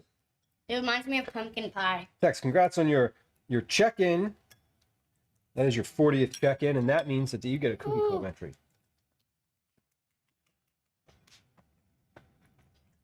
Oh, this could not be any better. Bread pudding made with cake? Shut up.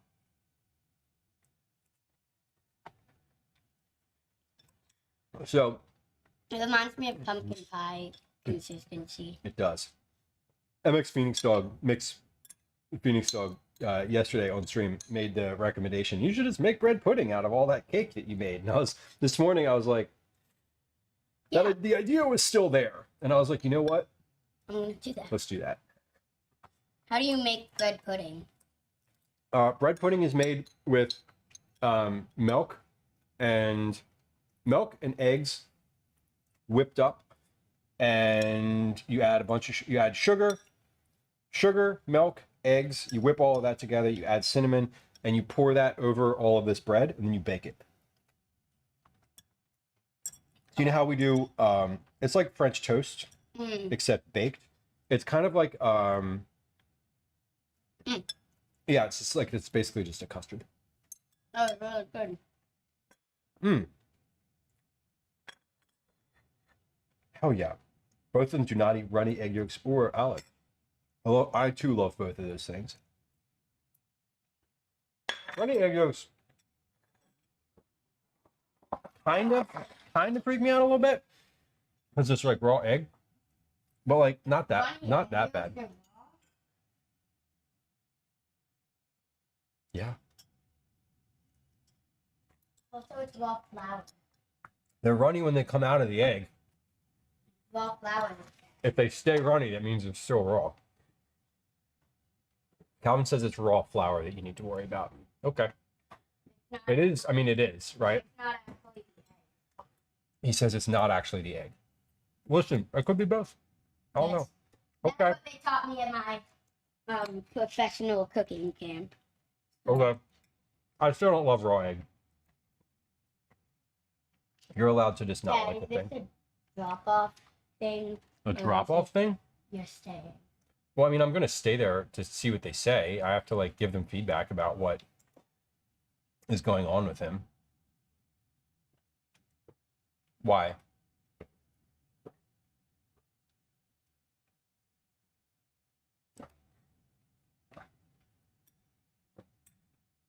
Sounds of drinking water are happening aggressively behind me. I just wanted to know like an ETA. I can hear like hardcore swallowing. An ETA. I mean, I don't know. I'm probably not going to be an hour, but if I am, you can still walk over to karate. Yeah. Mm-hmm. Oh, see. Yeah. Uh-oh. Oh God, fellas, congrats on Awaken the beast. finishing the dishes. That's the best part of the cooking process. Honestly, is when you're like completely done. Not just done cooking, but done cleaning. The best part of the cooking Okay. process is scrubbing the counters. Yeah, scrubbing the counters at the end. That's when you know you're done. Really satisfying.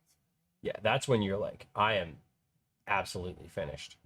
Well, when you're absolutely finished is when Okay, you're done squeezing where and do we go from here today? You know where I'd like to go? Someone I don't raid super often because they don't cook, but whose channel I have found really fascinating recently, and who I've met in real life, and who is someone I kind of talk about when I'm like, this is the way that people are using Twitch in a really interesting and fascinating way. Anyway, we're gonna raid paleontologizing. Because Danny is out on a dig, I believe in Utah, possibly Utah dinosaur dig, day 13. So we're gonna raid over there. He's like out in the field. He's out there. There's nothing around him. Villa says we use a lot of cast iron over the fire pit and properly clean all of that. Oh my God, do you clean your cast iron in the oven? He's in Utah a lot. Yeah, I feel like there's a lot of like bones out there. Oh, sorry. So, let's take a look. Before I do that, let's take a quick peek at the calendar. We are going to be live again on Tuesday, this coming Tuesday. Tuesday will be a kitchen stream, I believe. Thursday will also potentially be a kitchen stream. If one of those days is super nice, one of those days might be an IRL stream, but who's to say, really?